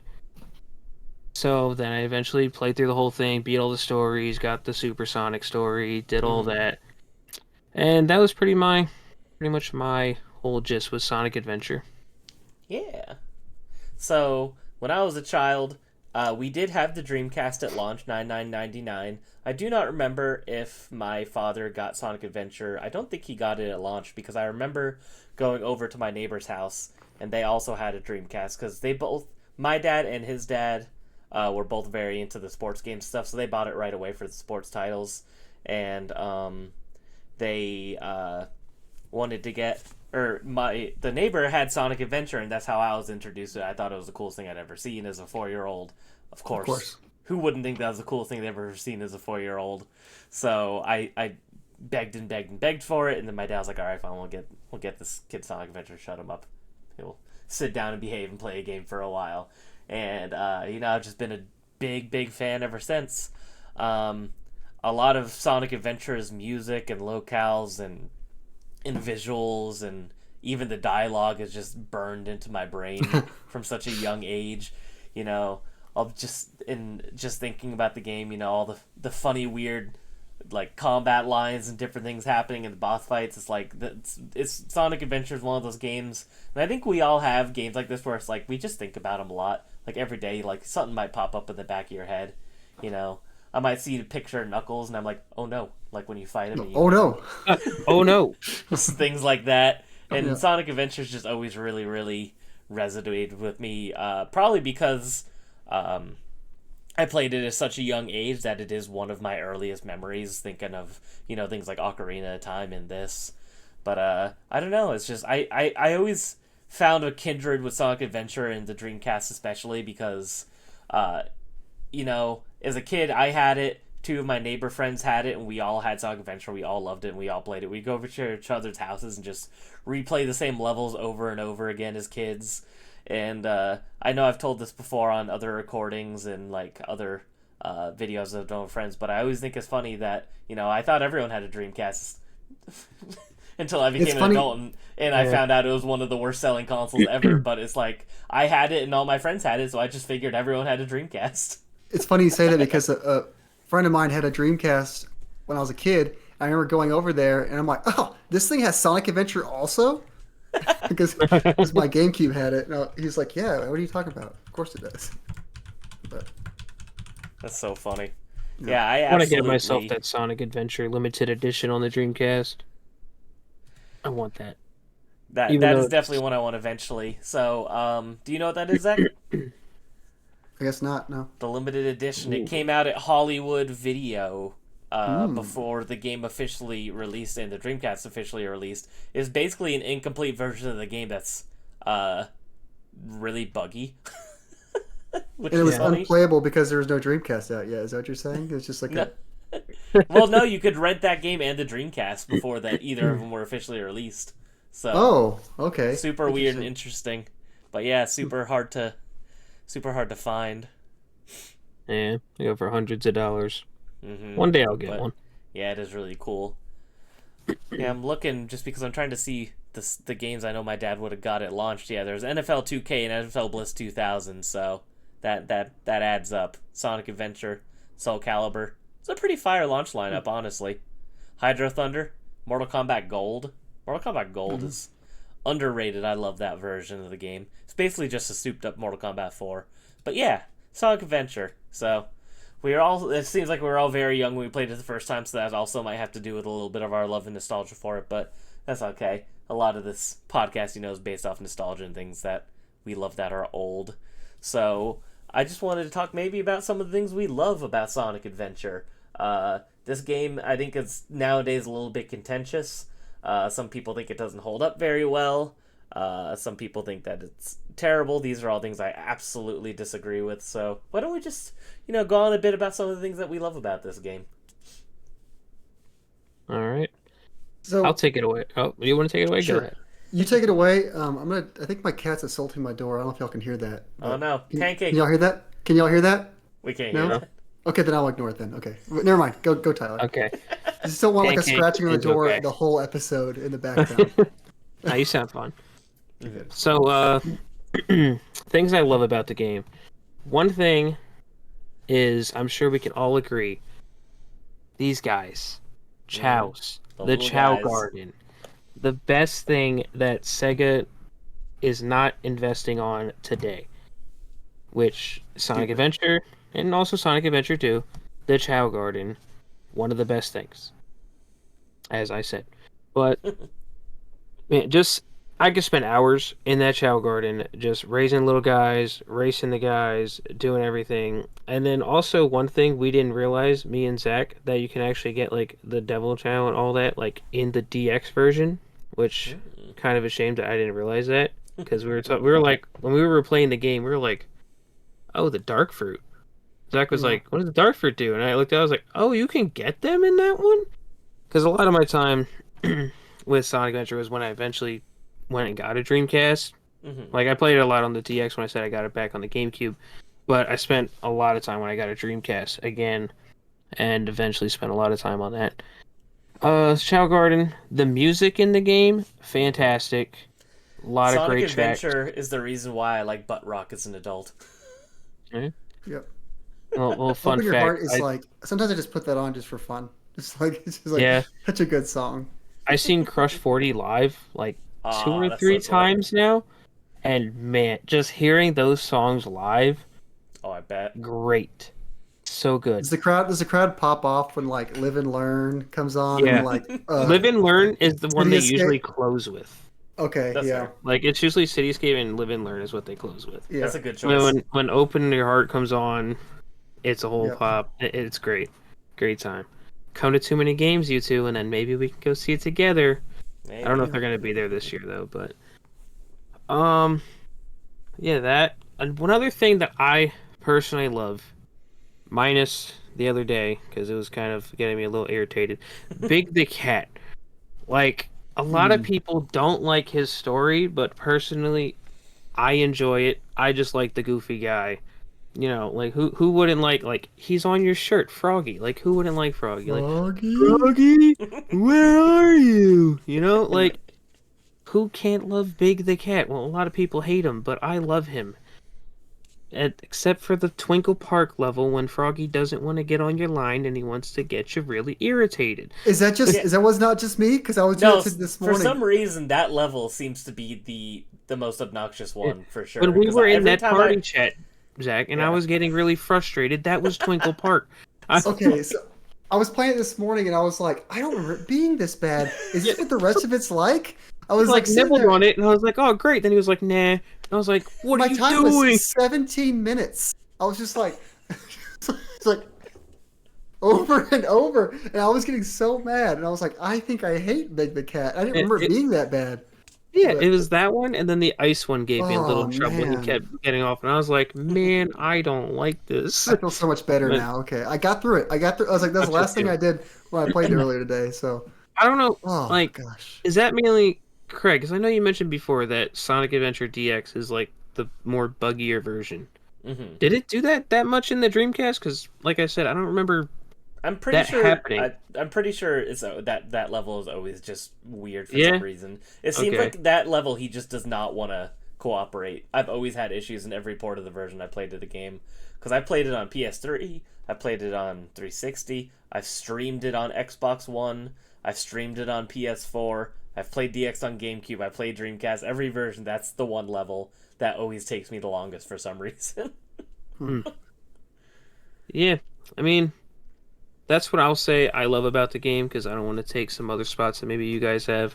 So I will pass it on to... Let's go to Craig this time. Yeah, like Craig. Oh, on my screen you pointed to me. You're like, Craig. Oh. Yeah, you pointed to him too on mine. Yeah, so... Well, I don't know. So with Sonic Adventure, Craig. I feel like I could really just go on forever about things I love about this game. One of the things I want to highlight, though, that's always been one of my favorite aspects of the game is... E102 Gamma's story. Yes. It's weirdly deep and beautiful for being part of a game about a fast running blue mouse rat hedgehog. And it's like he has just this really like weird somber story about like he becomes sentient and he doesn't like seeing the animal abuse Dr. Robotnik is putting these animals through to make them into robots, and then he fights back and like self-sacrifices to try to save his little bird family, and it's like a weird beautiful tearjerker story. And when I Yeah. was a kid, E102 Gamma was by far my favorite character in that game. I thought he was so cool. I mean, who doesn't just love a good robot? But I have a very special memory of having all of the figures in one line of Sonic Adventure figures. I can't remember the brand, but it's the only figure I think we've ever gotten of E102 Gamma, and it's the only figure that I didn't have for a very long time. And then one day my dad just came home with it because he went to like a Toys R Us across town to see if they had it for me. So it's like I always treasure and remember that. And E102 Gamma, he's one of my favorite Sonic characters. I love Chaos. I think he's the coolest Sonic villain. You know, and it's like he's an example of a type of villain I like, where it's like, you know, good intentions, bad execution. Like he kind of goes mad because he's trying to watch over the Chaos Emeralds to kind of keep the world safe, and then his retaliation is death and destruction when people try to mess with that. Which is Fun fact, Chaos is always fun and in Chao interesting. too. Yes, that is true. You know, Takal is a really cool and interesting character. You know, she's kind of like the guardian of the Chows, and she gets very close to Chaos, and there's just a lot of cool, interesting character elements. Sonic Adventure did a really good job setting kind of the tone and personalities for these characters going forward in the future. You know, you think about characters like Tails and Knuckles and Amy, a lot of them got a lot of their personality from this game, and I really like that about Sonic Adventure. Obviously, the music is great. You know, all the hip hop and the rock and all these different things. I love that a lot of the stages have multiple sections with different songs, and all of the songs are just so good. Yep. Every year, at least 2 or 3 songs from Sonic Adventure end up on my most played for Spotify, which I think is really funny, and I have no shame in that. But yeah, there's so many things I love about the game. I love every level in this game. I don't think there's any stinkers personally. Obviously, Big the Cat is a slower part of the game, but I still enjoy it for what it is. Because I just kind of like sports simulation, you know, fishing, anything like that. I find kind of fun and relaxing. I love when you're Amy and you're running really fast and you do your hammer and you could jump and flip. That Amy's is the hammer most jump is so satisfying. good. It's the most satisfying movement in a game ever. I love that you can skip half of any level as Tails when you're playing him if you know the routes that won't kill you when you go where you're not supposed to be. There's just so many little things about this game to love. I love the way that the water looks in both versions of the game. When you're in Station Square and it's sunset and you're just looking into the ocean, that water and that skybox are so beautiful. It is like the ultimate like vaporwave aesthetic. Everything about it. I love the little bloop noise that Sonic makes when he jumps. That bloop. It's just the best, the best little bloop Sonic jumpy noise ever. There's the train to Station Square will be departing soon.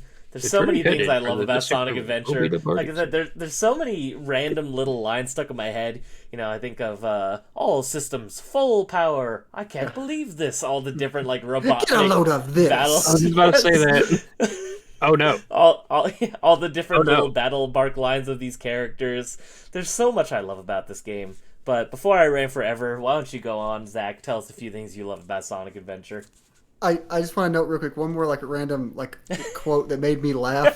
The last thing Sonic says when you like beat his last boss, he goes, "Hey, I'll play with you some other time." It's so stupid, but it's so funny also. Play with you some other time. Anyway, yeah. So one of the things I like about this game, it gets a kind of a bad rap sometimes for being real janky. I kind of like the jank in it. Like sometimes jank is frustrating. Like yesterday when I was playing a boss on Sonic, I did a homing attack and then the camera turned and I homing attacked off the level. And I just died for no mistake of my own. The game just did that to me. And that's annoying. But then there's the things like Tails, like you mentioned, where it's like, I'm going to jump off the side of the level and just fly into the nothingness, and then it's going to spawn in the end of the level. It is beautiful, Jank. It's so Jank. fun. It's so fun.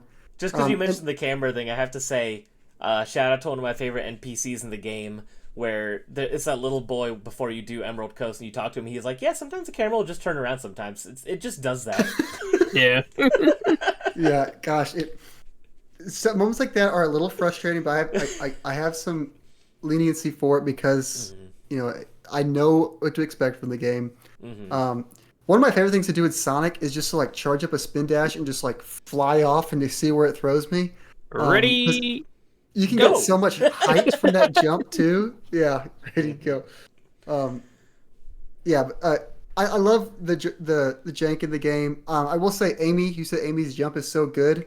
Mm-hmm. One thing her jump feels incredible when you get the jump, but like if you don't have the speed and you try to do it, it's the most like Just jerky stop and just like hits the hammer, and it's like I know you that feel feels like your whole body's like yeah, that feels awful. like you got in a And car accident. exactly. But yeah, the game's and then the chows. I love the chow garden. Mm-hmm. So yeah, I mean, I'm pretty much with y'all. I do. The Big does slow it down for me, but I still like Big. I was pretty frustrated earlier because of the whole thing with Twinkle Lincoln Park. Park, But dude. I'll give it another shot when I go back to it for this level two. But yeah, the jank in the game for me is mostly endearing, and I get a good time out of it. Mm-hmm. Yeah, I don't know. There's so many special weird little things about this game. A lot of interesting little details. You know, when you're in the casino and Sonic, you go into the showers and he starts washing his hair and weird shit like that. Yeah. There's just so many Speaking, little weird things in the game. the casino level, I thought Knights was just like a Sonic thing. I didn't know what Knights was Hmm. from when I was a kid, but like there's a whole like you go inside the pinball machine and you like do the whole like Knights themed stuff. That's really cool. Hmm.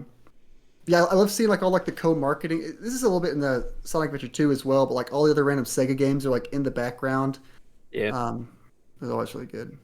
But Yeah, there's so much good things about it. I'm looking right now. I have just up a list of all the levels because I'm just like, what are some of my favorite levels in the game? Obviously, Emerald Coast, the goat, the first level in the game. You know, you see Shamu chasing you down the bridge as you're running towards the camera. That shit sold the Dreamcast. That Yep. was the coolest thing in the world as a child. And you know what? It's the coolest thing right now as an adult. I love that shit. I think it is so fun. It is Yep. so cool. I don't care if it's mostly automatic and you're just holding forward. There's something so fun and satisfying about it. Because it's like, you know, back then that was like the most like mind-blowing thing anybody has oh, ever for seen sure, in a video they're freaking game. out.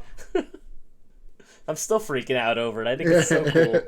And it's like, that's such a fun level, you know, talking about the good jank. It's like, you could totally destroy that level and skip half of it if you just spin dash in the right direction. Just all these crazy little things you could do. It's such a great intro level. The music in it is so good. I love right away that you could turn around and right away there's a secret stash of rings. So it's like right away you could be like, hey, make sure you're looking around, you know. You never know what's going to be around the corner if you don't check. I like that kind of little environmental gameplay tips that the game gives you. And yeah, and Emerald Coast is one of the best first levels in the game, I think. I absolutely love it. Emerald Coast Emerald is Coast great. is great. Wow. Okay. That was And it has so much in it right away. You know, it has water showing you could slow down, go underwater, you could drown. It shows you Lovely. run up the walls, and if you don't get the speed shoes, you fall. So you know if you get the speed shoes right there, introduces that mechanic to you of being able to traverse differently depending on how fast you can go. Jank and running up walls in the Mystic Ruins, the tunnel to the ice cave. I always like go too fast, like run, get like stuck upside down, like running in place, like a full sprint, like on the ceiling, and like Oh, just I get always do stuck in that the- too. Yeah, it's just, but It's so funny. yeah, Yeah, there's a lot. I mean, Casinoopolis, I love when you get taken by the little grabby hands that shakes all the rings out of you. uh-huh. I remember when I was a kid, I thought that was so hard to get all the rings that you need to get in there. And now every time I play the game, I go through like the pinball section once, and I'm already. Dude, I did that That's when all I just needed. replayed it. I'm I was like, oh, like, this wow, I is got all the way rings. easier than I remember.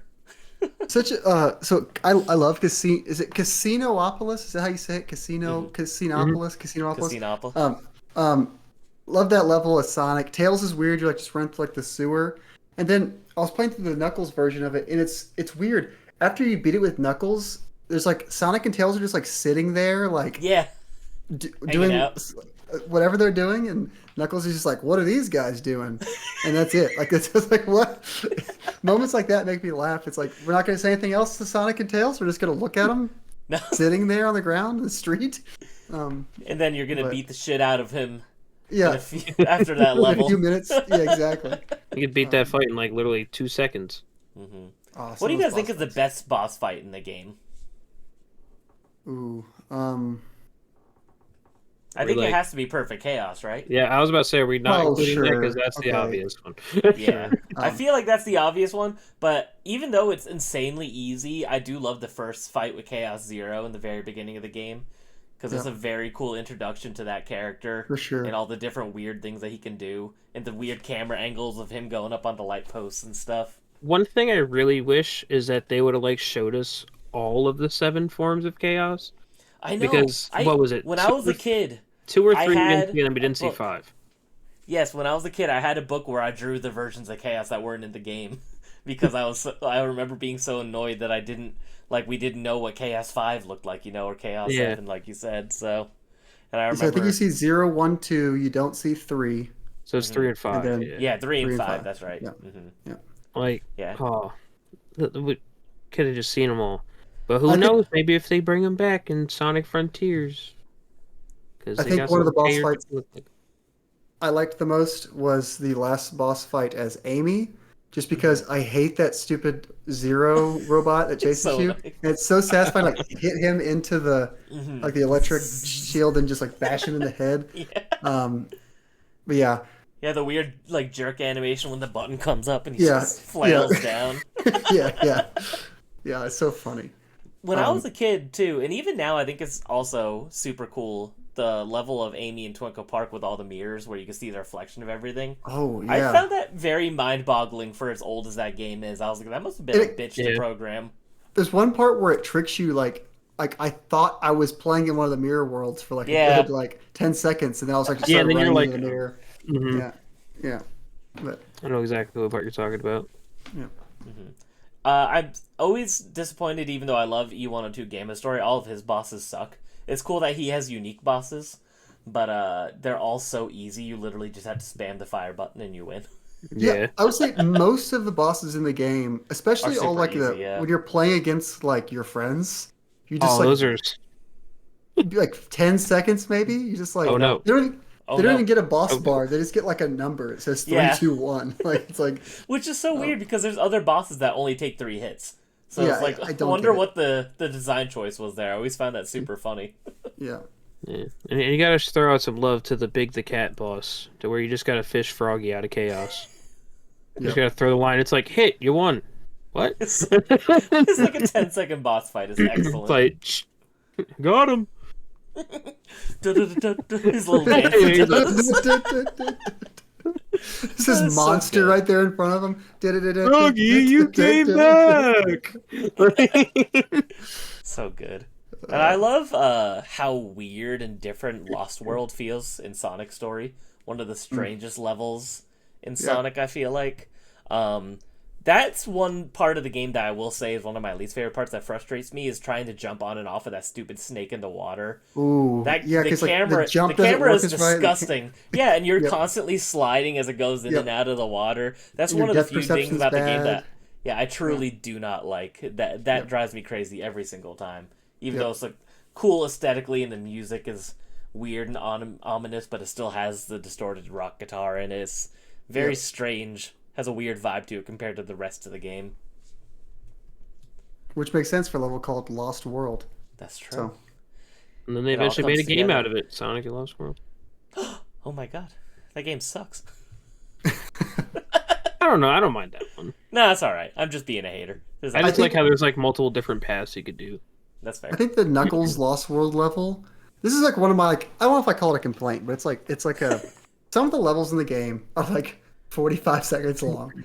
I think I beat Knuckles Lost World in literally under a minute. It's like all the emeralds were like in sight of me when I started. I just like grabbed Yeah. it, and then I was like, he's like, oh yeah. He Yeah, was like, "What?" sometimes the placement of the emerald seems way too easy. Some of Yeah. the Knuckles levels, it's like it could either take you 10 minutes or it could take you 30 seconds. You spawn, it's like red blinking behind you. You're like, oh okay. You're like, okay, cool.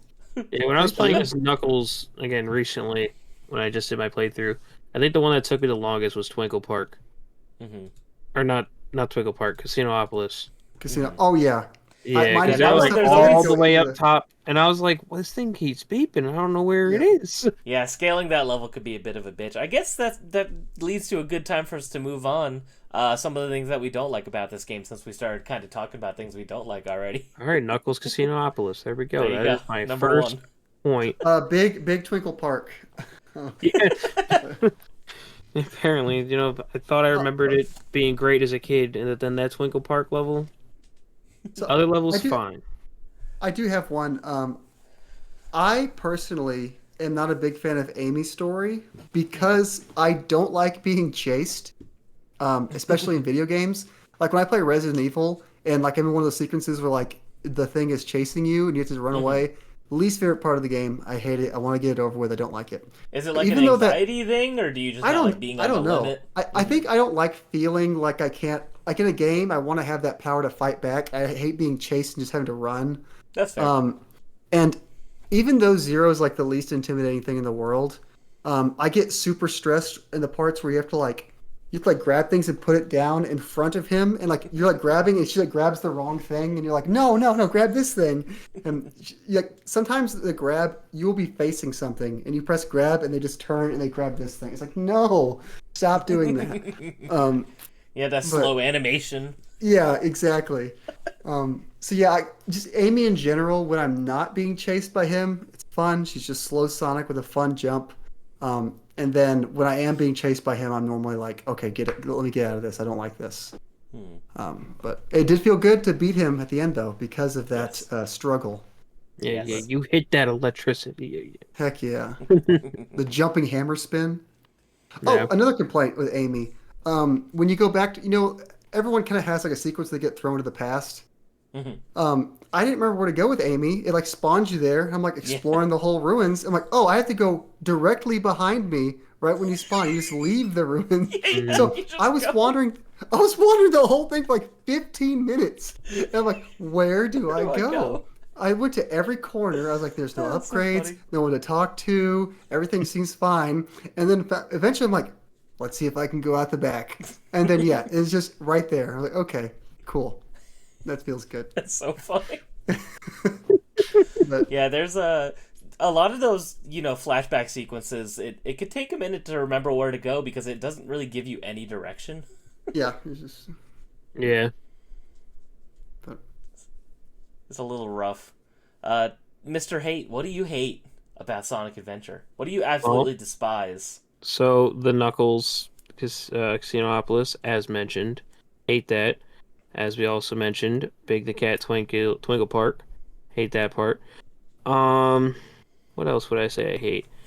Well, we also said that not seeing the other Chaos forms, but that's kind of not like a gameplay thing. That's more of like a development type thing. What else would I hate? I mean, I like so much about the game. I don't really have many dislikes that I could think of. I hate that there's no Chow Karate like there was in Sonic Adventure 2. I want love Chow the Chow Karate. That's true. All right. Yeah, Fair, the Chow Garden fair. is not nearly as fleshed out in Oh, Sonic yeah, it's Adventure definitely a as lot compared to better in Sonic Sonic Adventure Adventure 2. I do like the admittedly Mystic Ruins Chow Garden though, like the setup That's of true. it. I do it. It Yeah, is it's cool. I like the naturey feel of it. No, I admittedly don't have a lot of experience with the Chow Garden in Sonic Adventure. I mostly put all that time into Sonic Adventure 2. Sorry, Tyler, go ahead. Oh, you're good. I know we're on to the things we hate, but one more thing I want to mention of things I love. I love the fact that you're able to find like the hidden like Chow eggs in the Oh, world and bring them yes. into That the is Chow really cool. Garden. Like the gold egg, being a little thief and stealing it from the guy's shop. That was always great. You get the Yeah, rock. Black. Yeah, here you go. It's just as valuable, Yeah. It'll hatch into a Coco. That was foreshadowing for the Sonic Frontiers. See? Can't you also use the Burger Man?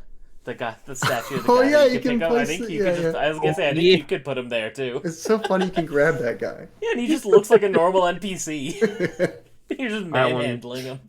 And then there was the Black Chow that was on the egg carrier. That one was good.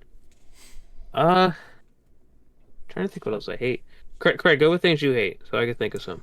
It's hard because there's really not that many things I See, dislike that's about what- the game.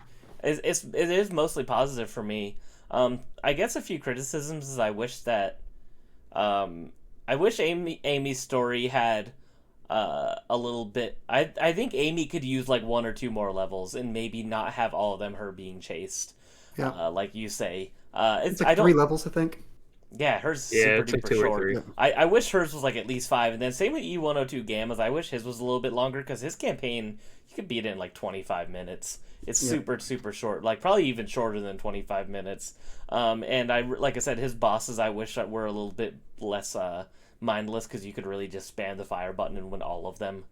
I Except like for the the concept of last the boss. bosses. Like I No, like it. totally. But yeah, they all felt a little different and were a little more Mhm. interesting. Yeah. Yeah, but yeah, I wish that. So I wish Amy and E102 stories were a little bit longer. Um, I don't know. There really is I'm with you, Tyler. There's not that much I dislike about the game. I I don't know. I mean, I don't have that many negative things to say. Sometimes the jank I guess could get in the way, but that's more or less there depending on which versions of the game you're playing. If you're playing the Dreamcast version, you're not going to have nearly as much jank as the other versions. Um, Part of me can never decide if I like the character models in the DX ports and Onward or the original more. It's not even a hate thing. I guess it's kind of a love the crazy terrible lip syncing Yeah, with the voice acting. yeah. I do love Yeah. that. So, Eggman. it's like Yeah, yeah. it's distractingly bad sometimes, but I still love it. So Sonic's yeah, mouth gets like bigger than his head, just like yeah, I don't know. I think I'm just super biased. I really don't have too many negative things to say about it. I mean, that's why it's one of my favorite games of all time. I love the open area structure where you could run from level to level. You're not selecting levels. I think that's super great. Yep. I guess sometimes I think the game could give you a bit more direction on where to go. I guess that's kind of a criticism. It is a little vague sometimes on what you're supposed to do, where you're supposed to go. But It's at I the don't think Mystic Ruins. You might find something there. Yeah, Yeah, so there's always the red ball thing. that's true. Which That's is true. that's what I normally run to when because sometimes you're right, it does just drop you out of a level and You're like, now okay, what? now what? Yeah. And then it's like I guess I'll go talk to the red ball and it's like the jungle looks enticing. And you're like, yeah, so yeah, okay. Yeah. Go to the I was- jungle. There's When a I was secret base a that popped dumb up. kid, I never put two and two together that Tikal was the red ball, Oh, even though it, like, yeah, yeah, I guess it's the same voice, isn't it? Yeah. yeah. I think about Well, you that. And I know, was like, you I see don't know it how I at never the, noticed. during Yeah, you the see at the end, ultimate yeah, chaos fight or whatever. The yeah. orb She comes showed and up, and turns somehow into I, the Gotcha. yeah, I was just like, oh, she teleported. Like I still didn't Yeah. put two and two together till I was an adult. So Funny. I do think the ring limit is a little frustrating actually during the perfect cast fight. I think sometimes it could feel a little bit unfair, the hitboxes of him pushing you back. I feel like it could be a little bit too easy to get cheesed to death during that fight, so I guess that would be something I dislike about Yeah. the game. Sometimes But, when all those tornadoes come at you. Yeah, that Like part water- could get a little frustrating, whirlpool but that might even just be more of a skill issue for me. I- So Here's one thing that kind of gets me is how, Mhm. like, during the perfect chaos fight, the first half of the fight, you have one of the greatest songs, Open Your Heart. But then during the second phase of the fight, it's just like, Dun, dun, dun. That's true. That is not nearly as good. like, if that would have been swapped, that would have been great. Or even just have the song play through the whole thing. Yeah, So- I think in general that second phase feels weak because it feels like it didn't. It feels like they did it because they're like, all right, this final boss is too short. Let's do Yeah. it again. Yeah. Same I've, course and everything. Just Yeah. shoot fireballs. That's it. Mhm. I've got kind of a fun, perfect chaos story. One of my best friends growing up, Nicholas, it's actually his birthday today on the 11th. Happy birthday, we both- Nicholas. We both had a Sonic adventure, but neither of us had completed all the stories because we were children, So we played the Child Garden a lot. We got stuck a lot. We finally beat. I was staying over the night at his house, and we finally beat all 6 stories at his house. And we discovered the existence of the Supersonic story together. And then we did that fight, and it didn't seem real. It seemed like we cheated or something. That whole ending sequence. We had the game for a long time. And we just never knew about this, and it was mind blowing to get the supersonic fight at the end. That's so cool. Yeah, it was so cool. But Yeah, I remember being super shocked by that because I'm like the question mark. I'm like, who is it? who is the question mark? I think Sonic Adventure 2 does the same thing. The last story is Yeah. also a Yeah. question mark. It's what? Why is it a question mark? I don't get it. But, Who could you possibly be playing in the final act of the Sonic game? yeah, exactly. And yeah, I do think that Perfect Chaos is a really cool and really epic final boss. But like I said, that second phase it definitely feels weak because it feels like it was tacked on just to kind of extend the length a little bit. But I always loved how that final sequence looked, like all the destroyed cities, all the water, Yeah, just the Ripstick, way that yeah. Perfect Chaos looks, because the water in Sonic Adventure looks so cool. So making an entire character model out of that water is such a genius idea because it just makes it look amazing. Quick thing, Craig, I have a question for you. Of course. So, since you said you mainly played on the Dreamcast, you ever play with your Chow on the VMU? No, I didn't actually. I No, I never haven't have. either. So, You um, know about that, Zach, right? Uh, Do you? no, because I didn't play the Dreamcast, but I did on the GameCube. I did a little bit of the Game Boy Advance Chow back Yeah. and forth mhm. stuff. But Yeah, no, I didn't play the. I did a lot of Sonic Adventure and Sonic Adventure 2 on the Dreamcast, but when I was a kid, I didn't really understand the concept of, being able to play with your memory card, so I just Yeah. never really did it. So unfortunately, that's not Even something people I have a today lot of still wouldn't memory with. realize that. No, yeah, so What's a memory that's something I card? totally missed out on. Next time I play, because I haven't done my yearly replay of Sonic Adventure, I didn't have time to do it before this show, but I think I'm gonna do the Dreamcast version because the last couple of years, I played either the Xbox versions or the GameCube DX version, so it's been at least 3 or 4 years since I played the Dreamcast version, so I want to go back and play that version again. You get that pure Sonic Adventure experience. Real talk, I forgot to talk about how cool it was running away from Mr. Shamu in Emerald Coast. How about running down the building in Speed Highway? How dope is that? Yeah, Yeah. straight to the building. Yeah, Breaking through the glass is like, yes, it's so cool. I love it. Also, one it's of my funny. favorite Tails levels. I loved chasing Eggman in that level, or like Yeah, trying to run away from him, the race against Eggman that level. Super, super fun. you mentioned the running away from Shamu and the running down the building. They knew that was cool as hell. So in Sonic 2, um, in City Escape, you do both Yeah, of those you do it things. again. Yeah. You do Yeah. both. You run away from something and you run down a building. Yeah. You're like, yeah, this is badass. We're throwing Yeah, this in you there. see that and you're like, this is the rawest shit I've ever seen. Yeah, It's exactly. like- Yeah, it's so good.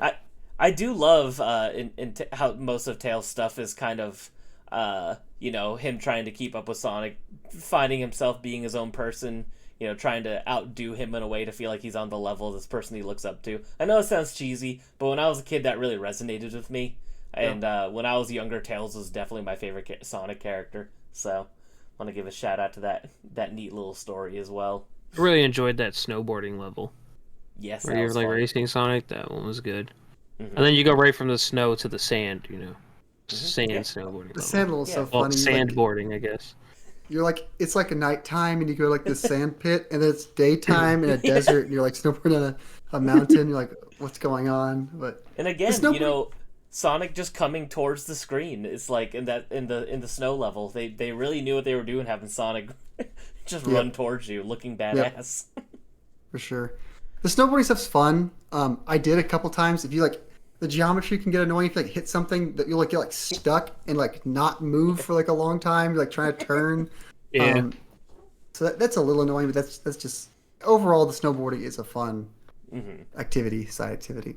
And there's like the little like the go karts too. That's a little fun little Yes, thing. I love the go karts.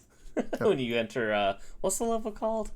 Twinkle Park. Twinkle Park. Yeah, Twinkle Park. for Twinkle Park. It's fun seeing stuff like that, like in knowing because I played Sonic Adventure 2 first, and then seeing like so like there's like the Tails level and the Rouge level where you're driving the car, and like seeing that like that's kind of probably based off of the little go karts from Sonic Adventure 1. hmm It's cool to like have that like connection to see that what it was built off of. hmm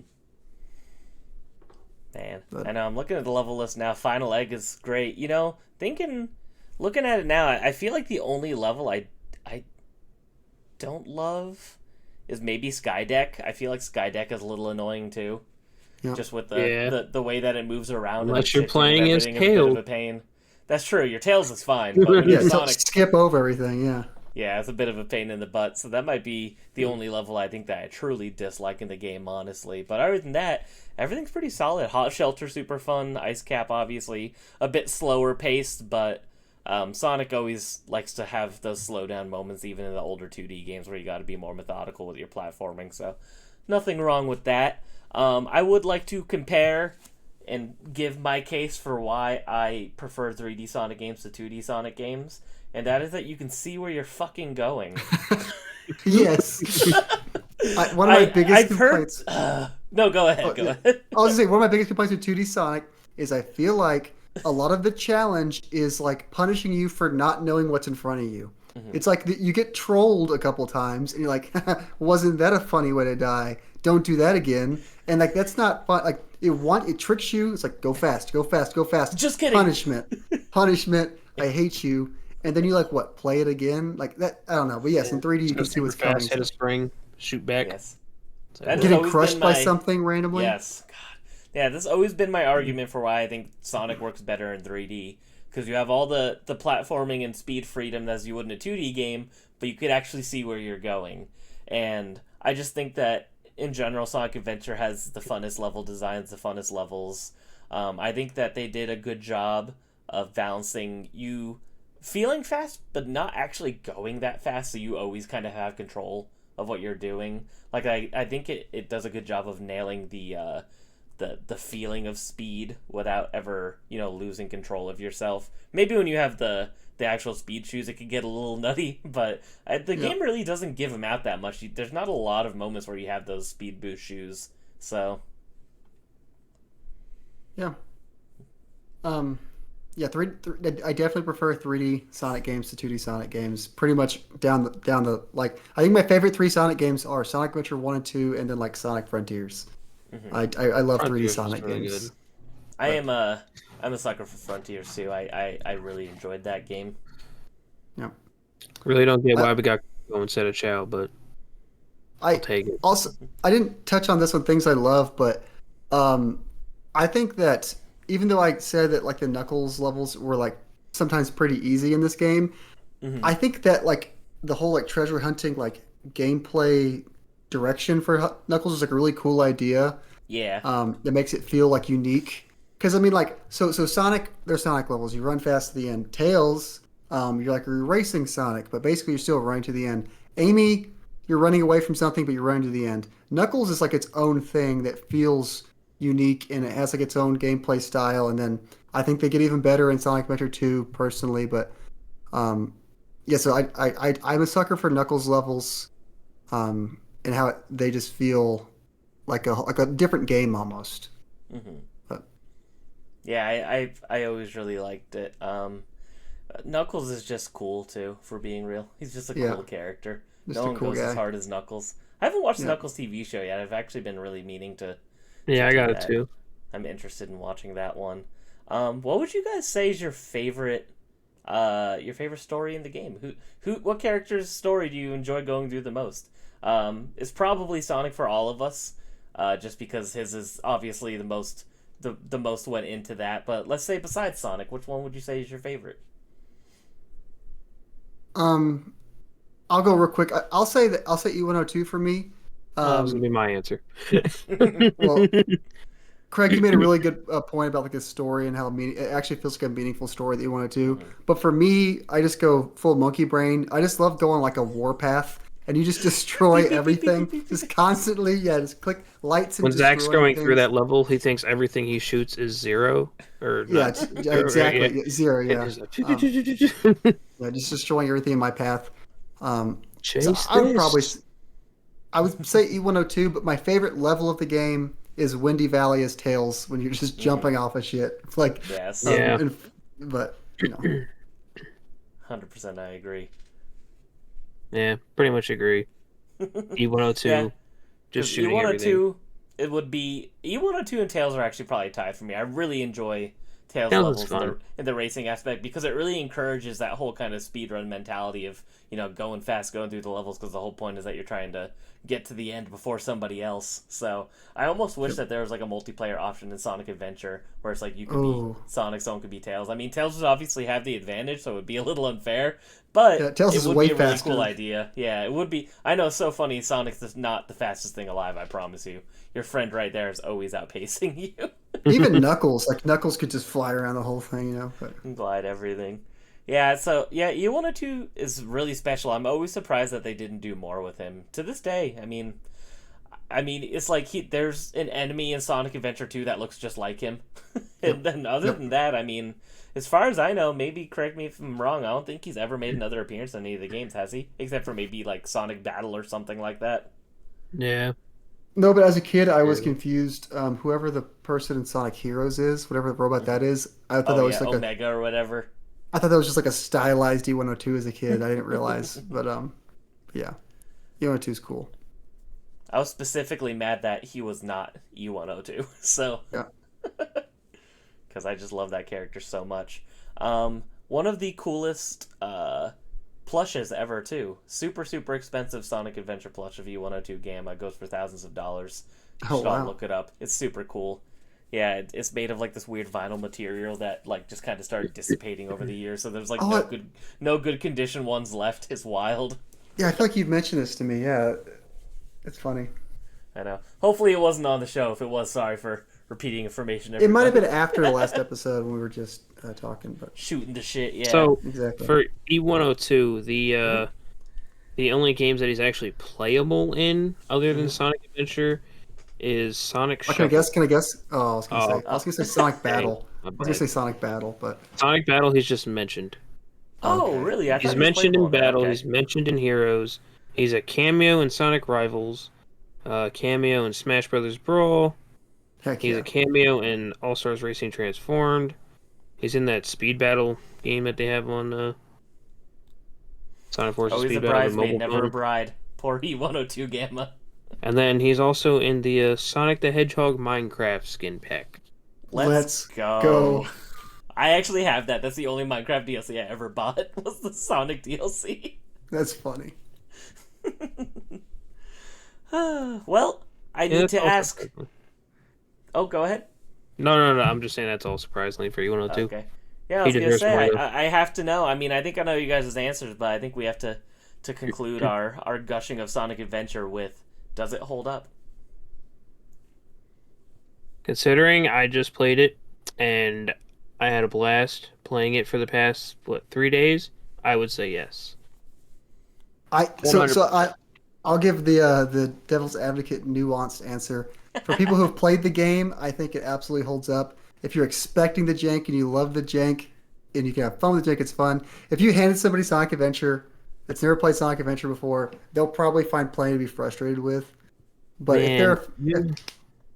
you saying that brought up the thing with like how our buddy Christian, like how I feel like, he said, like, I don't know, like it doesn't hold up that great. Yeah. But that kind of proves your point because he never really played it before.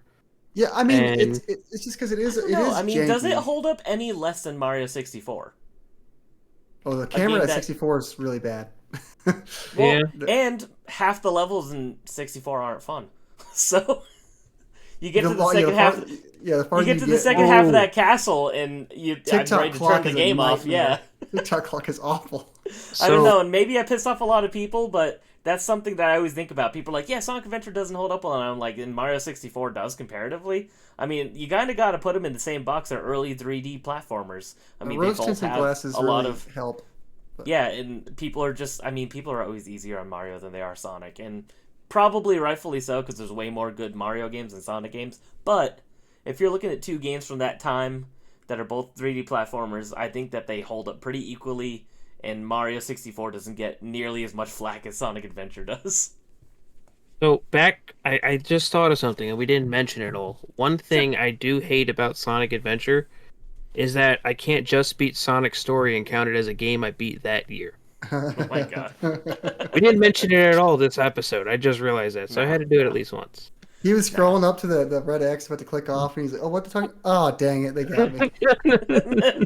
They got me. Yeah, so I mean, I think if you're a fan of like, this game has a really fun movement. If you want to understand what goes into it, if you want to like lean into the jank and lean into the speed of the game, I think anyone can have fun with this game. Mm-hmm. But you've got to meet it where it is. It's a game from 1999. They're figuring stuff out. It's I guess first 3D Sonic game. I assume. I make the assumption. I mean, you could say 3D Blast, but not really. I don't know. Sure. Up in the air. It's It's a cool ass game. It's got some fun moments. Have fun with the annoying stuff. Just don't let it get you too far down. I think you'll have a good time with it. Hmm.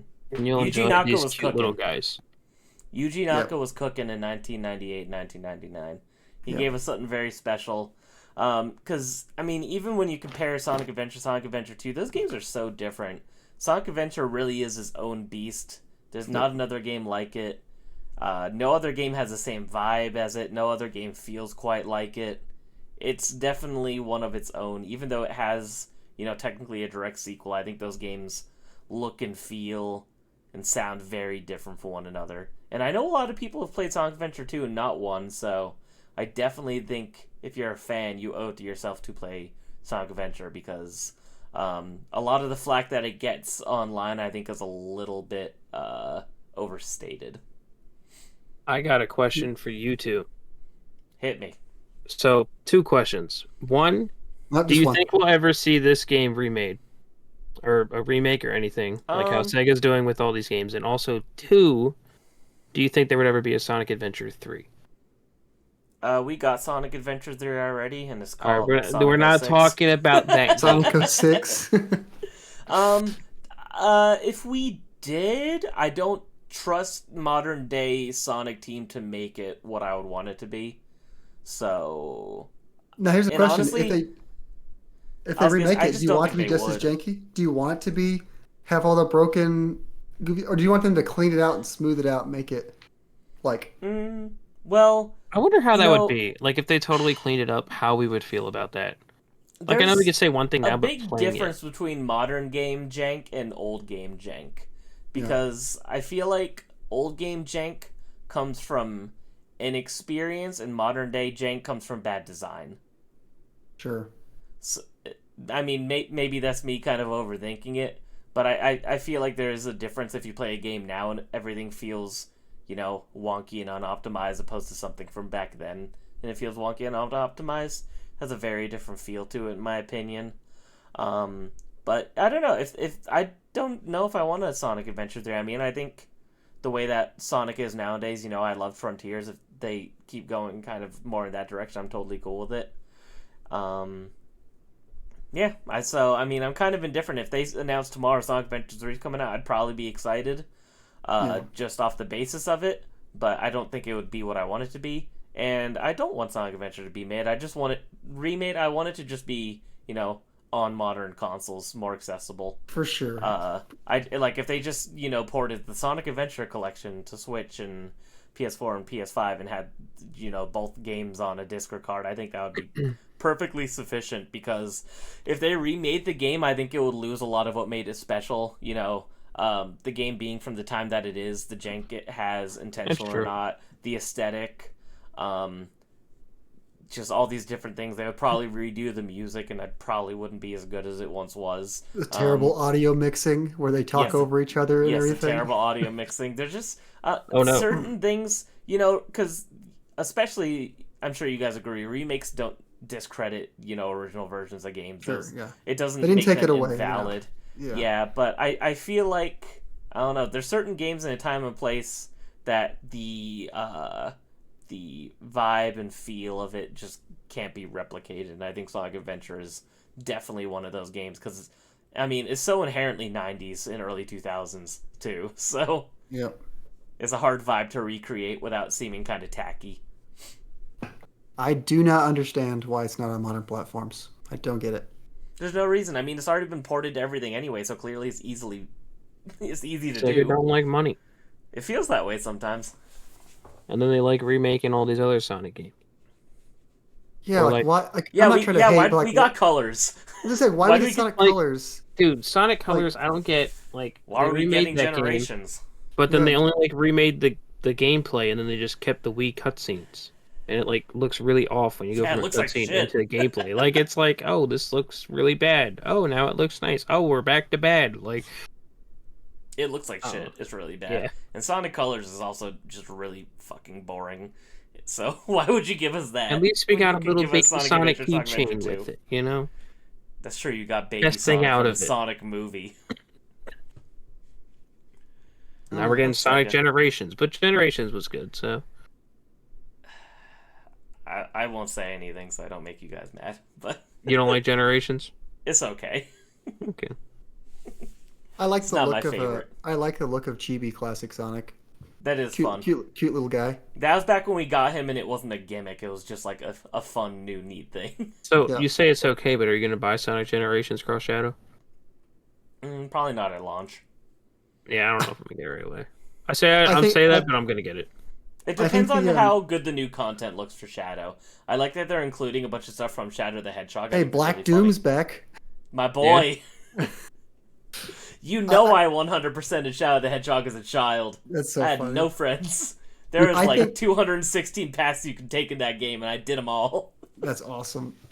I think the most blasphemous. We're off topic at this point, but I think the most blasphemous thing of that Sonic Generations and Shadow, whatever they're doing, there's that like Shadow skin for classic Sonic, but it's not like it's not classic It's like Shadow. he's It's like Sonic wearing a skin suit of Shadow, except for his Like face. he killed him and cut the face out. Yeah, it's like what on earth is like? It's so goofy, man. I don't know. Sega's silly, but Sega's very silly. yeah, But that's why we love them. yeah.